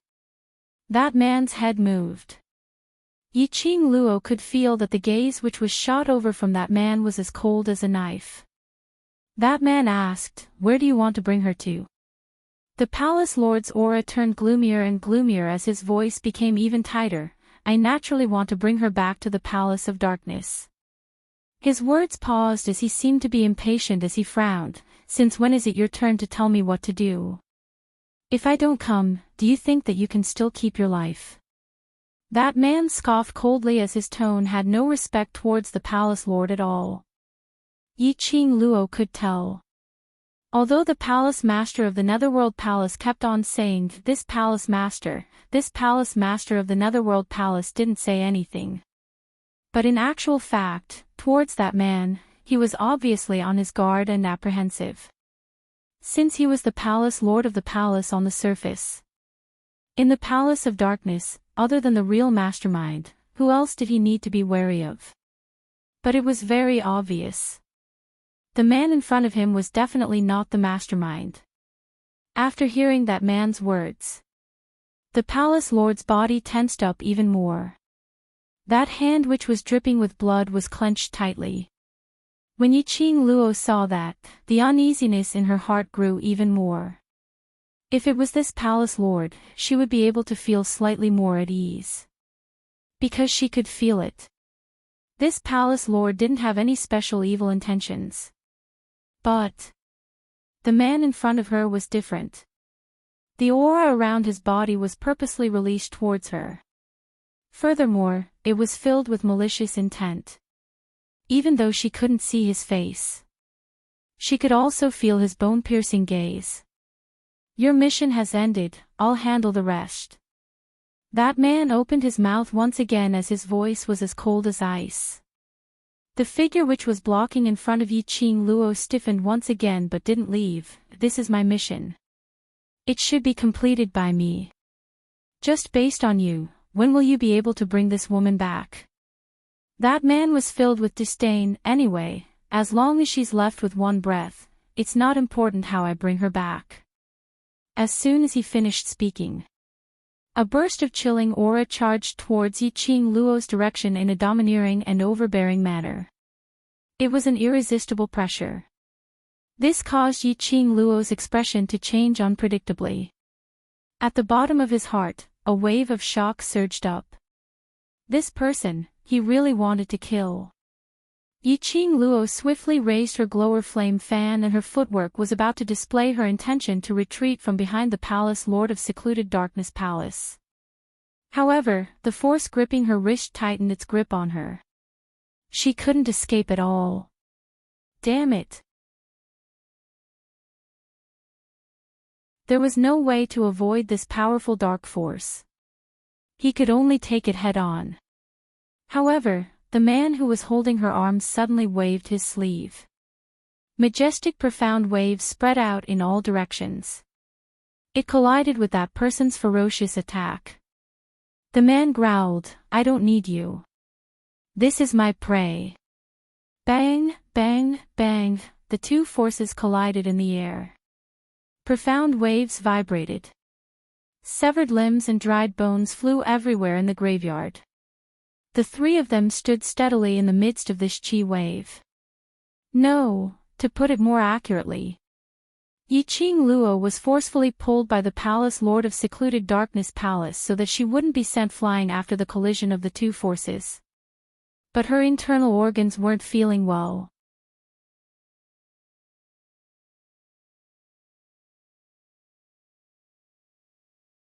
Chapter 33:59. The palace lord straightened his back as his voice turned cold. Are you trying to fight with me? That man sneered, I'm saving you. I don't need it. The palace lord replied decisively, I know very well what I'm doing. I think you don't know what you're doing. That man's vision seemed to have swept past the palace lord's hand which was cut by the dagger. Looking at that hand which was filled with fresh blood, and the blood was dripping down. That man's smile turned even colder. Either I do it, or you bring her back to the palace lord. The palace lord seemed as though he wanted to rebuke something. But he lowered his eyes and took a look at his own hand which was dripping blood. He hung his head down. His tensed-up body slowly turned around, facing Yiqing Luo. He looked at Yiqing Luo's face as his voice turned chilly, go. Yiqing Luo's brows creased tightly as she took a step back. Her brows were filled with alertness towards him. Although, as compared to that man who suddenly appeared earlier, this palace lord of the palace lords seemed to be helping her. But who knew if this was a trick played by the palace lord? One white face and one black face.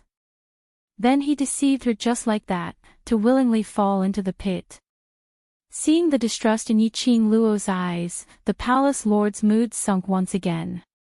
He suddenly raised his hand and locked her wrist. Pulling her, he took big steps towards that man's direction.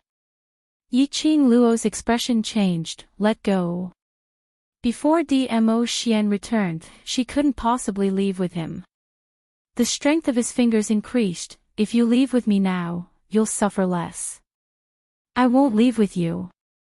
Yiqing Luo's other hand climbed onto his fingers as she forcefully pried his hand away. Palace, Lord of the Palace, Lord of the Palace, this kind of action of yours, not to mention your companions, will misunderstand you. Even I feel that you're secretly in love with me. The Palace Lord's hand was violently flung away. He stared at Yiqing Luo. He didn't say a word for a long time. That low pressure made Yiqing Luo's heart trembled. Did she say anything wrong? It was obviously him, playing the role of the good cop for no reason. It was hard not to be misunderstood. All right. A gust of cold wind brushed past his face. She saw that person stand between her and the palace master of the secluded darkness palace. He was getting closer and closer. Yiqing Luo could clearly feel the chilly murderous intent from that person. She frowned in alarm, her expression tense. That man didn't hesitate as he abruptly raised his hand, and his profound energy exploded as his palm wind surged and struck towards Yiqing Luo. It was extremely fast. Even the palace master of the Netherworld Palace didn't have time to react. Why are you dilly-dallying? I can't stand it anymore. How much time do you want to waste? Just cripple him and bring him back to complete the mission. The credit is yours. That person shouted impatiently. His hand movements became increasingly swift and fierce. The surging energy in the air caused people to be shocked. That person's attack was simply too unexpected. Yiqing Luo, who had sensed the dangerous aura, almost reflexively displayed her footwork. Under the palm wind, a red dress flashed past like the setting sun. Rumble. The deafening cracking sound caused the entire graveyard to collapse. You actually dodged it. That person was slightly shocked and then laughed. Indeed interesting. Ghost King. The palace master of the Netherworld Palace shouted sternly, "You've interfered with this palace's mission time and time again. This palace has the right to punish you for the crime of insubordination." The black-robed man who was addressed as Ghost King paused slightly. In his laughter, there was a faint hint of a smile. April Fool's Small Theater, Overlord upholds the rule of the husband. Yiqing Luo, smiling and waving a Xian, come over Dmo Xian, hugging. We've only left for a short while and Lil Luo, already misses me. Yiqing Luo, pushing him, stop fooling around. I have a very serious matter to tell you. Dmo Xian, evil smile. All right, Lil Luo, you say it. Yiqing Luo, staring at him solemnly, listen carefully. What I want to say is, I don't like you. Dmo Xian, staring at her. Oh. Yiqing Luo, clutching his lapel. Hey. Do you understand what I'm saying? What kind of attitude is this? Dmo Xian, raising his eyebrows. I understand. Yiqing Luo, don't you have anything to say? Dmo Xian, smiling. What do you mean? Yiqing Luo, exasperated. I said I don't like you anymore. I don't want to be with you anymore. Shouldn't you be begging me, coaxing me, and pampering me so that I'll change my mind? Dmo Xian, continuing to smile. Oh, no need. Yiqing Luo, unhappy again. Turning to leave, Dmo Xian, hooking her waist. Lil Luo, Yiqing Luo, turning her head away from him. Don't touch me. I'm very angry now, the kind that can't even be coaxed by kissing, hugging, and raising me up high. Dmo Xian, hugging her tightly, sighing. I know what day it is over there. Yiqing Luo, dazed. How did you know?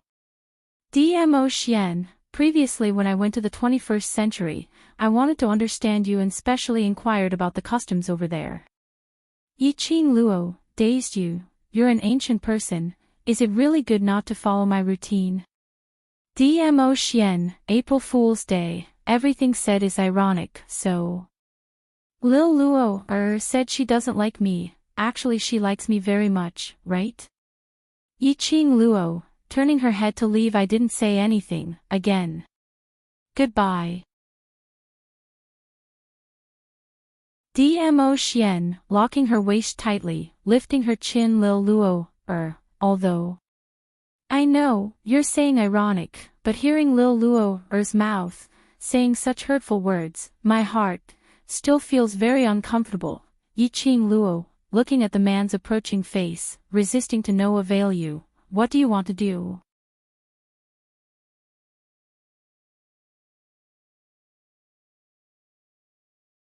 Chapter 3360.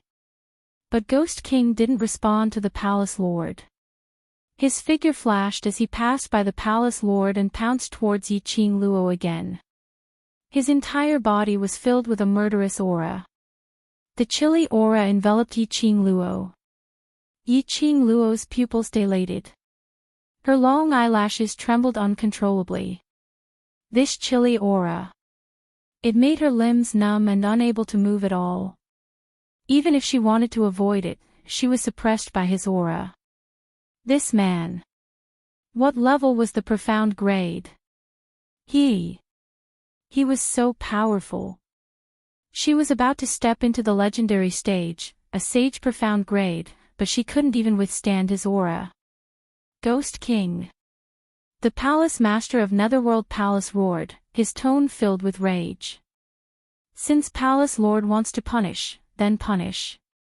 But in order for the mission to proceed smoothly, I will take over and bring this prey back. Ghost King's tone was very calm, totally disregarding his anger. And with a wave of his sleeves, he took out a rope and tied up the palace master of the secluded palace. The palace lord was so angry that he cursed. But the more he struggled, the rope that was tied on his body was wrapped even tighter. Just as Ghost King's attention was placed on the palace lord, Yiqing Luo was following Old Man Tsang's instructions, slowly circulating the profound qi in her profound jade heart, slowly releasing it to resist the invisible pressure. Like a warm current of profound qi, it spread out in her body bit by bit, and lingered around her limbs and bones. That suffocating feeling in her chest finally felt much more comfortable. Ghost King's reaction was very sharp. Yiqing Luo's aura fluctuated slightly. He had already speedily fixed his vision on Yiqing Luo. Even the cloak couldn't hide the chill in his eyes. You can still resist my pressure. Ghost King's tone was filled with interest, I really can't underestimate you. While they were talking, Yiqing Luo only felt a chilly wind blowing by her cheek. A stinging pain eroded from her shoulder. Ghost King unknowingly stood in front of her again. One hand pinched her shoulder. 5 fingers exerted force and Yiqing Luo could clearly hear a crack sound coming from her body. Yiqing Luo gave a muffled groan. The intense pain caused cold sweat to seep out of her forehead.